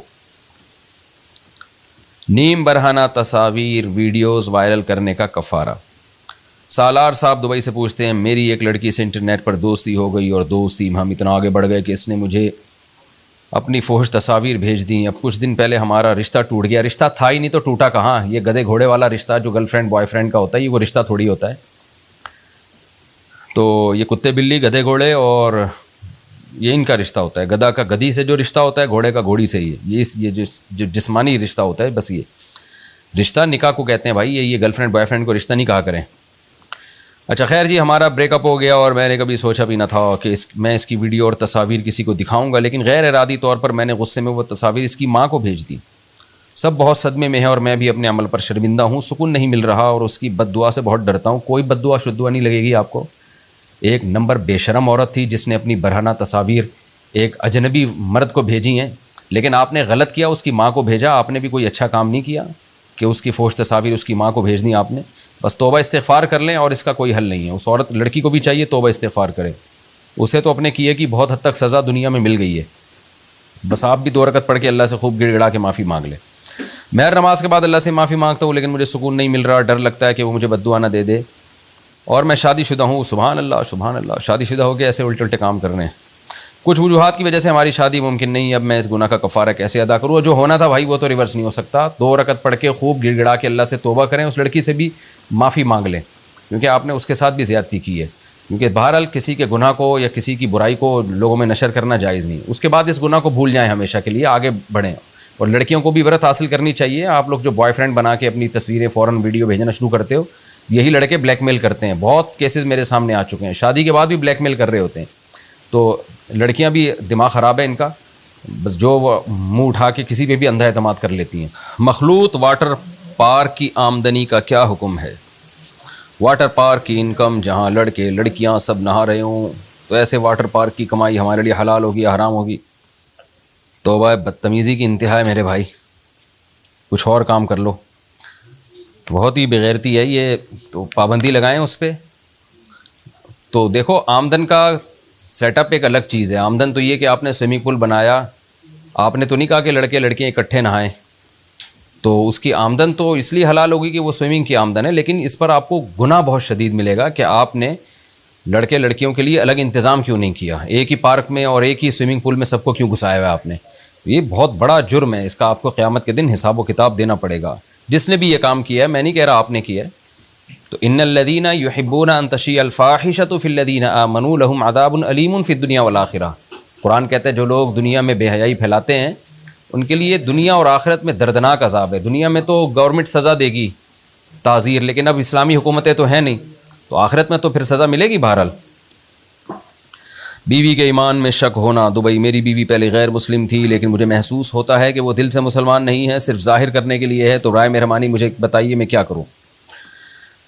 دیکھو جب وہ آپ کی بیوی ہے تو اب محسوس ہونے سے کچھ نہیں ہوتا. کوئی یقینی دلیل آپ کے پاس اس کے کافر ہونے کی ہو تو آپ اس کو کافر سمجھیں گے، ورنہ آپ اس کو کافر نہ سمجھیں، آپ اس کو مسلمان سمجھیں، اس کو نماز کی ترغیب دیں تاکہ وہ اسلامی شعائر کو زندہ کرے. وہ ہاں جب تک واضح طور پر واضح لفظوں میں کفر کا کلمہ زبان سے نہیں نکالتی اس وقت تک اس کو آپ کافر نہیں سمجھ سکتے. والدین کا پڑھائی کے لیے اولاد پر دباؤ ڈالنا. بنگلہ دیش، میری عمر 18 سال ہے، کیا میں بزنس کرنے کے لیے گھر والوں کی مرضی کے خلاف گھر چھوڑ کر جا سکتا ہوں؟ کیونکہ والدین چاہتے ہیں مزید 9 سال پڑھ کے پھر جاب کر کے شادی کروں، میرے لیے برائی سے بچنا مشکل ہو رہا ہے. دیکھیں قانونی لحاظ سے شرعی قانون تو یہی ہے کہ ماں باپ دباؤ نہیں ڈال سکتے پڑھائی کا، اور کوئی کسی چیز پہ بھی یہ نہیں، یہ تو آپ کی مرضی ہے کہ آپ نے بزنس کرنا ہے، پڑھائی کرنی ہے، تو اور شادی سے تو ویسے بھی نہیں روک سکتے. لیکن یہ کہ اخلاقی طور پر ماں باپ کی بات مان لیں. آپ بچے ہیں ابھی، خام خواہ میں ایسا نہ ہو پڑھائی چھوڑ دی آپ نے اور بزنس کے لیے گئے اور پتہ چلا نہ بزنس کے رہے نہ پڑھائی کے رہے، غلط ہاتھوں میں یرغمال بن گئے.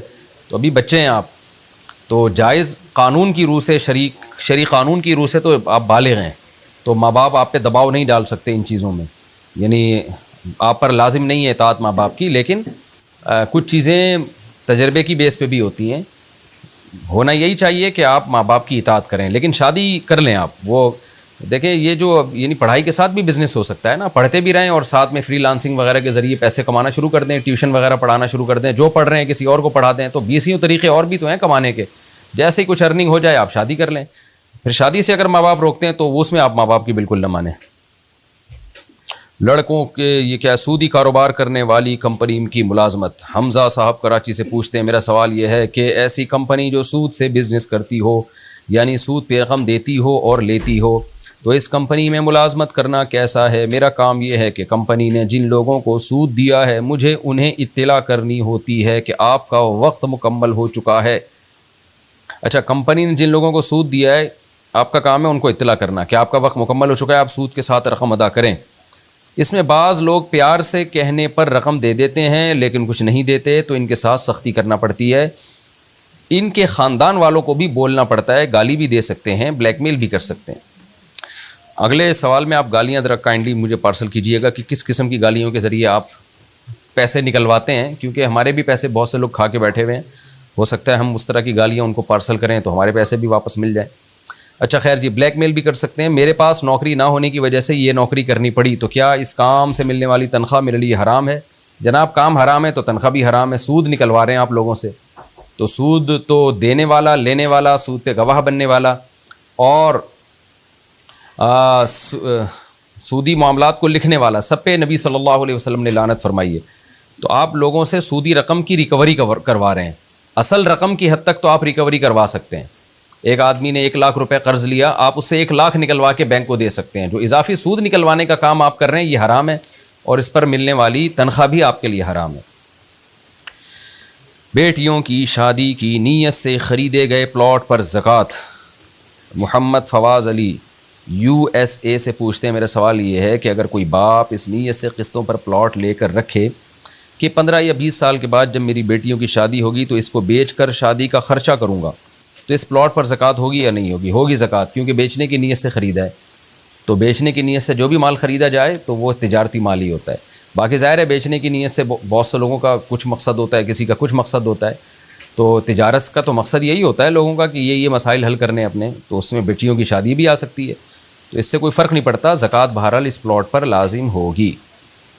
یورپین ممالک سے ملنے والا کیش اماؤنٹ، جب ہم یورپین کنٹری سے اپنے ملک جاتے ہیں تو یہ ہمیں کچھ کیش اماؤنٹ دیتے ہیں، تو کیا یہ کیش اماؤنٹ لینا جائز ہے؟ فری پھوکٹ کی چیز مل رہی ہے تو کیوں اپنے اوپر پابندیاں لگوا رہے ہو؟ جائز ہے، اس میں ناجائز والی کیا بات ہے؟ ہاں وہ سودی قرضے پہ تو نہیں دیتے آپ کو، یہ اگر ہے تو پھر تو صحیح نہیں ہے، پھر آپ کہیں کہ بھائی میں اب سود نہیں ہم لیتے، لیکن اگر ویسے ہی دے رہے ہیں آپ کو تو پھر لے لیں، آپ میرے لیے بھی لیتے آئیں اگر فری پھوکٹ میں مل رہا ہے۔ اے سبز گنبد والے منظور دعا کرنا، فرمان اللہ صاحب پتہ نہیں کیا لکھا ہے، جندول ٹاکورا۔ میرا سوال یہ ہے کہ جو نعت رسول مقبول صلی اللہ علیہ وسلم کا جملہ ہے، اے سبز گنبد والے منظور دعا کرنا، کیا یہ جملہ صحیح ہے؟ وضاحت کے ساتھ بتائیے گا۔ منظور دعا کرنا، مجھے اس جملے کا مطلب نہیں پتہ ہے کہ کیا مطلب ہے اس کا۔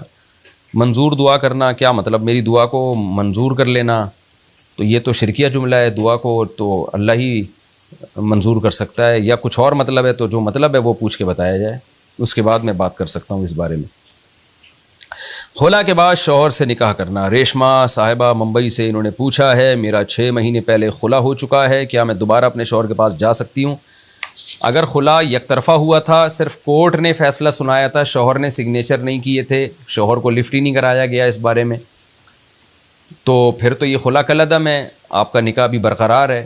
اور اگر شوہر نے سائن کر دیے تھے تو پھر یہ خلا یعنی نکاح ختم ہو گیا۔ پھر خلا نامے پہ کیا لکھا ہوا تھا؟ اگر 3 طلاقیں لکھی ہوئی تھی تو پھر 3 طلاقیں ہو گئیں، پھر آپ اپنے شوہر سے نکاح نہیں کر سکتی۔ اگر صرف خلا کا لفظ لکھا تھا اور شوہر نے سائن کر دیے تو 1 طلاق بائن ہوتی ہے، تو شوہر نے اگر 2 طلاقیں پہلے نہ دی ہوں تو پھر یہ 1 ہی طلاق کہلائے گی، تو دوبارہ شوہر سے نکاح جب چاہیں ہو سکتا ہے اگر ایک دفعہ ہی خلا ہوا ہے۔ بدکاری کی شوہر سے معافی، نکاح کے بعد جب تک رخصتی نہ ہوئی ہو، ایسے میں لڑکی سے بدکاری کا ارتکاب ہو جائے تو کیا اسے اپنے شوہر کو بھی بتا کر معافی مانگنی پڑے گی؟ اللہ سے توبہ استغفار کر لینا کافی ہے۔ اللہ سے توبہ استغفار کریں اور اپنے گناہ کو چھپائیں، پردہ ڈالیں اس گناہ پر، لوگوں کو نہ شوہر کو بتائیں نہ لوگوں کو بتائیں، اور بہت بڑا جرم ہے یہ کہ، اور دیکھ لو مارکیٹ میں ہو کیا رہا ہے، میں لوگوں سے کہتا ہوں، اس لیے کہہ رہا ہوں نکاح کو فروغ دو، نکاح بھی کرو اور رخصتی بھی جلدی کرو، اللہ بچائے ہم سب کو اس جرم سے۔ برتن دھوتے وقت کا پانی، مسئلہ یہ ہے کہ جب ہم برتن دھوتے ہیں تو اس کا پانی لیٹرین میں جاتا ہے، کیا اس سے ہمیں گناہ ہوگا؟ کیوں ہوگا گناہ؟ کہاں جانا چاہیے بھائی وہ پانی، آپ بتائیں؟ وہ ویس کہیں بھی ڈالو تو گٹر میں ہی جائے گا نا، آپ اگر بیسن میں بھی دھوئیں گے تو وہ بھی تو گٹر میں ہی جائے گا۔ یہ سارے پانی جا کے ایک ہی جگہ جا کے مل رہے ہیں، ایسا نہیں ہے کہ گورنمنٹ آف پاکستان نے برتن دھونے کے لیے الگ آبشاریں بنائی ہوئی ہوں اور سیوریج پانی کے لیے الگ آبشاریں بنائی ہوئی ہوں، کپڑے دھونے کے لیے آبشاریں الگ بنائی ہوئی ہوں۔ ہمارے پاس تو یہ گٹر ہی، یہ اپنی ذمہ داری، ایک گٹر جو سارے پانیوں کے لیے بنا ہے وہ ذمہ داری پوری نہیں کر رہا، تو گورنمنٹ الگ الگ گٹر کہاں سے بنائے گی؟ گٹر جب بھی آتا ہے نا تو مجھے بہت افسوس ہوتا ہے، کیونکہ ہماری گلی کے سارے گٹر الحمدللہ بھرے ہوئے ہیں، اس میں ایک بھنگی کے جانے کی بھی جگہ نہیں ہے۔ میں نے ایک دن جمعے کی نماز پڑھنے کے لیے میں گھر سے نکلا ہوں نہا دھو کے، تو گٹر کا ڈھکن کھلا ہوا تھا، بندہ مجھے نظر آیا، آدھی آنکھیں نظر آ رہی ہیں اس کی گٹر میں، ادھر سے آنکھیں، باقی پورا نیچے تھا وہ، تو گٹر صاف کرنے کے لیے بھنگی گھسا ہوا تھا، پھر تھوڑی دیر میں اوپر آتا پھر نیچے آتا، اس کو پتہ ہی نہیں چل رہا تھا میں یہ صاف کیسے کروں، اتنا فل تھا گٹر۔ تو کراچی کے یہ حالات ہیں، ہماری گورنمنٹ ماشاءاللہ، اللہ تعالیٰ ہماری گورنمنٹ کی عمر میں برکت عطا فرمائے اور مزید کراچی کا بیڑا غرق کرنے کی ان کو توفیق عطا فرمائے، تاکہ آخرت میں اکٹھا ہی عذاب ہو ان کو۔ فجر کی سنتیں چھوٹ جائیں تو ہم کیا کریں؟ سمیع الحق مجاہد ملتان سے پوچھتے ہیں، اگر کسی شخص کی فجر کی، آج کہیں دیکھا تھا کہ ٹریکٹر لگا ہوا کچھ صفائی کر رہا تھا کراچی میں، تو میں نے کہا یہ اتنا اچھی سندھ کی گورنمنٹ کیسے ہو گئی کہ ماشاءاللہ وہ صفائی ہو رہی ہے۔ اچھا صفائی بھی ایسے ہو رہی تھی، ایک شاپر اٹھا کے یہاں سے وہاں رکھ دیا، دوسرا شاپر وہاں سے وہاں رکھ دیا، اور ٹریکٹر جو ہے نا بس وہ کیا کر رہا تھا کہ وہ آ کے تھوڑا سا یوں اٹھایا کہ یوں کر دیا، تھوڑا سا یوں گھما کے یوں کر دیا، یہ صفائی ہو رہی تھی۔ تو کسی نے بتایا کہ الیکشن کی تیاری ہو رہی ہے، تو الیکشن سے پہلے تھوڑا سا 2-3 شاپر دائیں بائیں کر دیتے ہیں، ایک آدھ کتے کو مار دیتے ہیں صفائی کے لیے، یا کتے اٹھا کے کہیں ایک گلی کا کتا دوسری گلی میں لے گئے، یہ والے سمجھے کہ ہماری گلی کو کتوں سے پاک کر دیا. اس طرح کی صفائی کے پروجیکٹ کراچی میں چلتے ہیں. اس پہ ماشاءاللہ کروڑوں روپے کا بجٹ اس کے لیے پاس کروایا جاتا ہے. کروڑوں روپے گورنمنٹ کے پاس آتے ہیں. پھر اس میں گورنمنٹ کیا کرتی ہے کہ اس والی گلی کا کچرا اٹھا کے اس گلی میں اور اس والی گلی کا کچرا اٹھا کے اس گلی میں پھینک دیتی ہے. الحمدللہ کراچی کے حالات بہت اچھے ہیں. طلاق کی قسم کھانا. دبئی، کسی نے پوچھا ہے دبئی سے، جی کسی باہر کے جھگڑے میں طلاق کی قسم کھانا کہ میں نے اگر یہ کام کیا ہو یا ایسا کام کیا ہو تو طلاق کی قسم اٹھانے سے طلاق ہو جاتی ہے. اگر آپ کو لگے کہ آپ حق پر ہوں اور آپ یہ قسم اٹھائیں تو کیسا ہے؟ قسم اٹھاتے وقت اگر آپ غلط ہو جائیں، یعنی جو قسم آپ کی سوچ میں ہو وہ آپ غصے کی حالت میں الٹ کہہ دیتے ہیں تو کیا قسم ہو جاتی ہے؟ اس طرح قسم کا کفارہ کیا ہے؟ یمین بھی ان چیزوں میں سے ہے، قسم بھی ان چیزوں میں سے ہے جو غصے میں بھی ہوتی ہے، مذاق میں بھی ہوتی ہے. اور طلاق کی قسم اٹھا لی تو وہ بھی واقع ہو جاتی ہے. باقی یہ پرلے درجے کی جہالت ہے کہ کوئی آپ سے پوچھ رہا ہے کہ یہ بات صحیح ہے یہ غلط، اور آپ جواب میں کہتے ہیں کہ اگر غلط ہے تو میری بیوی کو طلاق. لوگ اس طرح کی قسمیں اٹھا رہے ہوتے ہیں، تو یہ جہالت کی بات ہے. تو ایسی قسم اٹھوانے والا بھی جاہل ہے اور جو اس طرح کی قسم اٹھائے وہ اس سے بڑا جاہل ہے. تو اس لیے طلاق کی قسمیں نہ اٹھائیں، اپنی بیویوں کو اپنے جھگڑوں کی نظر نہ کریں. اللہ میاں نے قسم اٹھانے کا جو طریقہ بتایا ہے، حدیث میں آتا ہے البینۃ علی المدعی والیمین علی من انکر. جو دعویٰ کرے گا وہ دلیل پیش کرے گا، اور جو اس دعوے کا انکار کرے گا وہ قسم اٹھائے گا. تو قسم اللہ کی اٹھائی جائے گی. بس اللہ کی قسم اٹھا کے کہتا ہوں کہ ایسا نہیں ہے. اس میں بیوی کی طلاق کی قسم بیچ میں لے آنا یہ جہالت ہے. اور اگر کسی نے ایسے جھوٹ بول دیا کہ اگر یہ ٹھیک ہے تو میری بیوی کو طلاق اس طرح کی، اور بعد میں پتہ چلا کہ وہ ٹھیک ہی نکلی وہ بات، تو طلاق ہو جائے گی. اور ایسے شخص کو حکومت کو لازم ہے کہ کوڑے بھی لگائے اس کو. شادی کے امکان کے پیش نظر افیئر چلانا. لاہور، میری 1.5 سال پہلے لو میرج ہوئی. اب مجھے معلوم ہوا ہے کہ میرے شوہر کا کسی لڑکی کے ساتھ افیئر ہے. میرے سامنے اس کے ساتھ موبائل وغیرہ پر رابطے میں رہتے ہیں.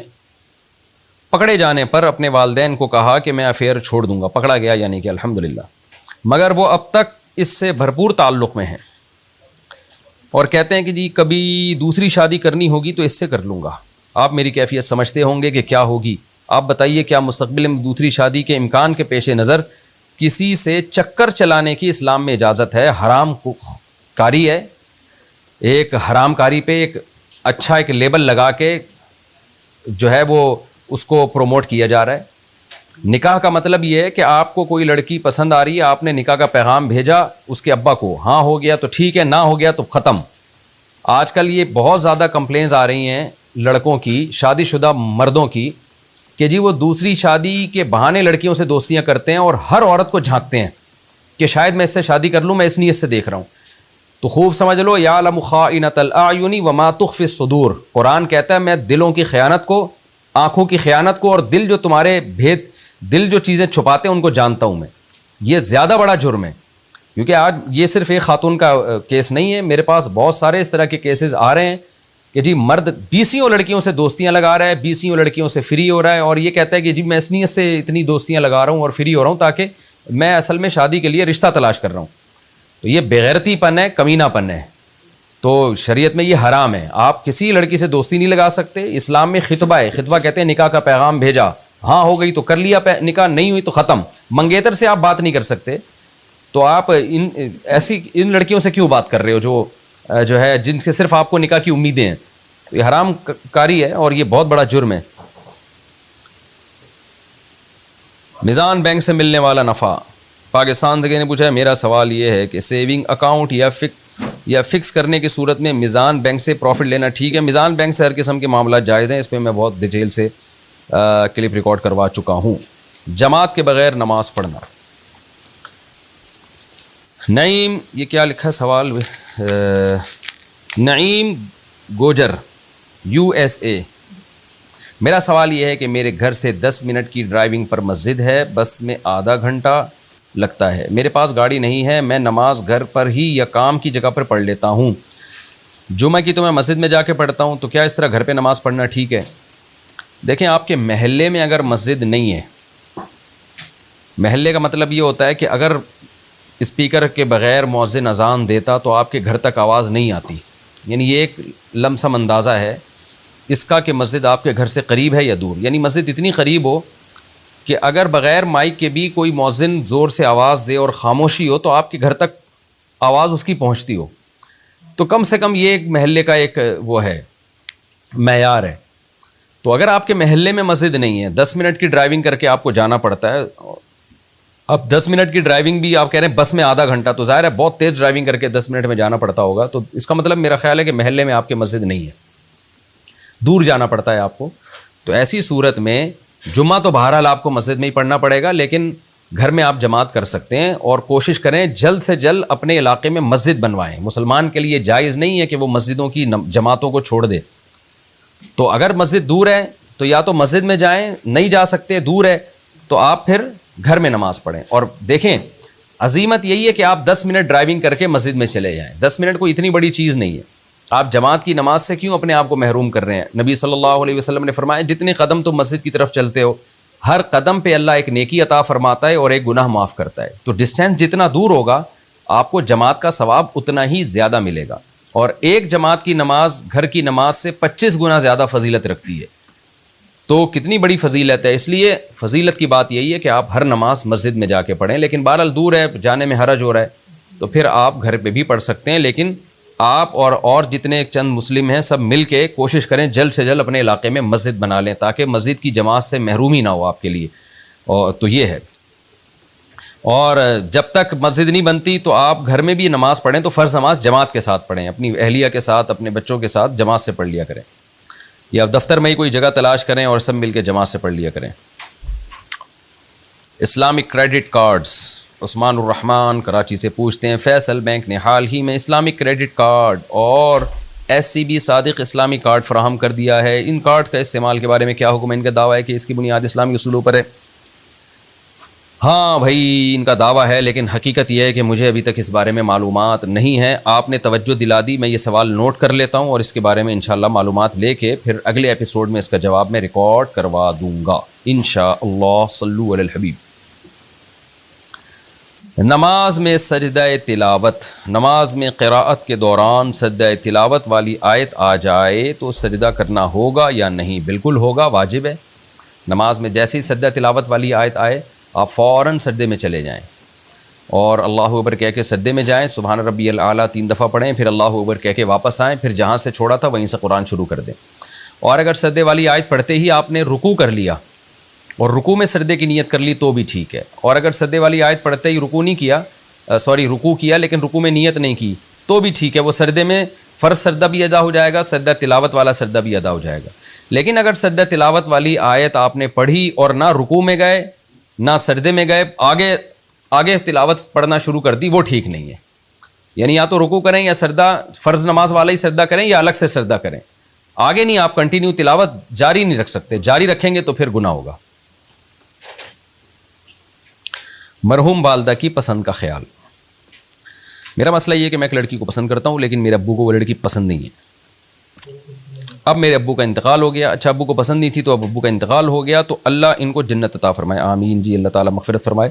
میرے گھر والے یہ کہہ رہے ہیں کہ چونکہ ابو اس لڑکی کو پسند نہیں کرتے تھے لہذا ہم اس لڑکی سے شادی نہیں کروا سکتے. برائے مہربانی رہنمائی فرمائیے.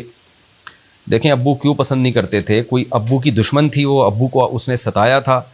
پھر تو باپ کی شفقت اور غیرت کا تقاضا یہ کہ آپ اس سے نکاح نہ کریں. رسول اللہ صلی اللہ علیہ وسلم نے فرمایا باپ کے یا ماں کے مرنے کے بعد جو ہے نا ان کے جو محبوب لوگ تھے ان سے اچھا سلوک کرنا یہ بھی باپ کے ساتھ حسن سلوک ہے. یعنی اپنے باپ کے دوستوں کا یا ماں کی دوستوں کا خیال کرنا، اس لیے کہ وہ آپ کے ماں کے چاہنے والے تھے، ان کا خیال کرنا بھی ماں باپ ہی کے حقوق میں داخل ہے ماں باپ کے دنیا سے جانے کے بعد. تو اس سے پتہ چلتا ہے کہ ماں باپ کے جو دشمن ہیں ان کو دشمنی سمجھنا چاہیے، بشرطے کہ وہ دشمنی کسی معقول وجہ سے انہوں نے واقعی آپ کے ماں باپ کو بہت ستایا ہو. تو اگر یہ لڑکی کو بدتمیز تھی آپ کے ماں باپ سے، یا اس نے بدتمیزی کی تھی یا کوئی اس طرح کی کوئی حرکت کی تھی جس کی وجہ سے باپ کو اس سے نفرت تھی، تو پھر آپ یہاں شادی نہ کریں. ابا کے احسانات کا تقاضا یہی ہے کہ دنیا سے جانے کے بعد بھی ان کے جذبات کا خیال کرنا چاہیے. اور اگر ابا ویسے ہی کہہ رہے تھے، وہ کہیں اور شادی کرنا چاہتے تھے یا ان کا خیال یہ تھا کہ رخصتی کے بعد یہ ہمارے گھر میں ایڈجسٹ نہیں ہو پائے گی، تو پھر جو ہے وہ ابا کی ایک رائے تھی. تو ابا کے دنیا سے جانے کے بعد پھر اس رائے کا احترام کرنا ماں باپ کے حقوق میں شامل نہیں ہے. تو آپ کی مرضی، آپ شادی کر لیں. اب تو ابا چلے گئے تو وہ تو ظاہر ابا کو یہ خیال تھا کہ یہ میری بہو بننے کے قابل نہیں ہے، تو اب ابا ہی نہیں رہے، تو اب تو اماں کی بہو بنے گی، ابا کی تو نہیں بنے گی. تو جس کی بنے گی ان سے پوچھ لیں. اچھا بھائی، رکوع کی حالت میں جماعت میں شرکت. محمد جنید فیصل آباد سے پوچھتے ہیں، میرا سوال یہ ہے کہ فرض کریں کہ جماعت ہو رہی ہے اور امام صاحب رکوع میں چلے گئے، اگر میں اس وقت جماعت کا حصہ بنوں اور بقیہ نماز جماعت کے ساتھ ادا کروں تو کیا میری وہ رکعت گنی جائے گی، یا مجھے امام کے ساتھ سلام پھیرنے کے بعد اضافی رکعت ادا کرنی ہوگی؟ وہ رکعت گنی جائے گی آپ کی. آپ کو چاہیے کہ آپ آئیں، ایک سیکنڈ کے لیے اللہ اکبر کہہ کے ایک سیکنڈ کے لیے کھڑے ہوں، پھر فوراً رکوع میں چلے جائیں. ایک دم رکوع میں نہ چلے جائیں، پہلے ہلکا سا قیام کریں آپ تکبیر تحریمہ کہہ کے، پھر اس کے بعد رکوع میں جائیں، تو آپ کی وہ رکعت کاؤنٹ ہوگی. یہ اجماعی مسئلہ ہے، پوری امت کا اس مسئلے پر اجماع رہا ہے کہ رکوع میں اگر امام کے ساتھ آپ شامل ہو جائیں تو وہ رکعت کاؤنٹ ہوتی ہے. اب کچھ حضرات نے اس میں اختلاف کرنا شروع کر دیا ہے، یا پہلے اختلاف ہوگا بھی تو اس اختلاف کو امت نے کوئی ویلیو نہیں دی ہے. باقی دلائل سے کسی وقت انشاءاللہ اس میں میں ریکارڈ کرواؤں گا. دودھ پلانے والی ماں کا حاملہ ہو جانا. فرحین صاحبہ انڈیا سے پوچھتی ہیں، عورت کا ایک 4 مہینے کا بچہ ہے جس کی خوراک صرف ماں کا دودھ ہے، ایسی حالت میں عورت کو دوبارہ حمل ہو جائے تو عورت کیا کرے؟ دیکھیں یہ مسئلہ صحیح حدیث میں موجود ہے. رسول اللہ صلی اللہ علیہ وسلم نے فرمایا، کنت نہیتکم عن الغیلہ، میں نے تمہیں غیلہ سے منع کیا تھا، اب میں منع نہیں کرتا. غیلہ یہ ہوتا تھا کہ یہی کنڈیشن ہوتی تھی، ایک عورت ابھی بچے کو دودھ پلا رہی ہے، دوبارہ حمل ٹھہر جاتا تھا. صحابہ کے دور میں ہوتا تھا. حمل ٹھہرنے سے ہوتا ہے عورت کا دودھ اب خراب ہونا شروع ہو جائے گا. تو نبی صلی اللہ علیہ وسلم نے صحابہ کو شروع میں منع کیا کہ جب ایک عورت بچے کو دودھ پلا رہی ہے تو حمل نہ ٹھہرنے دو، تاکہ یہ بچہ اپنا دودھ مکمل کر لے. لیکن پھر آپ نے فرمایا کہ اہل فارس کو کوئی نقصان نہیں ہوتا، ان کے ہاں عورتیں حاملہ ہوتی ہیں اور بچے کو دودھ بھی پلا رہی ہوتی ہیں، تو بچے کو کوئی نقصان نہیں ہوتا اس سے، پھر بھی وہ بچے جو ہے وہ صحت مند ہوتے ہیں. اس لیے آپ نے فرمایا یہ چھوڑ دو عمل. یعنی مطلب یہ کہ اگر پریگننسی ہوتی ہے تو ہونے دو. تو حقیقت یہی ہے کہ اگر عورت بچے کو دودھ پلا رہی ہے، اب 4 مہینے آپ نے دودھ پلا دیا، تو میں نے خود چائلڈ اسپیشلسٹ سے سنا ہے کہ جو بہت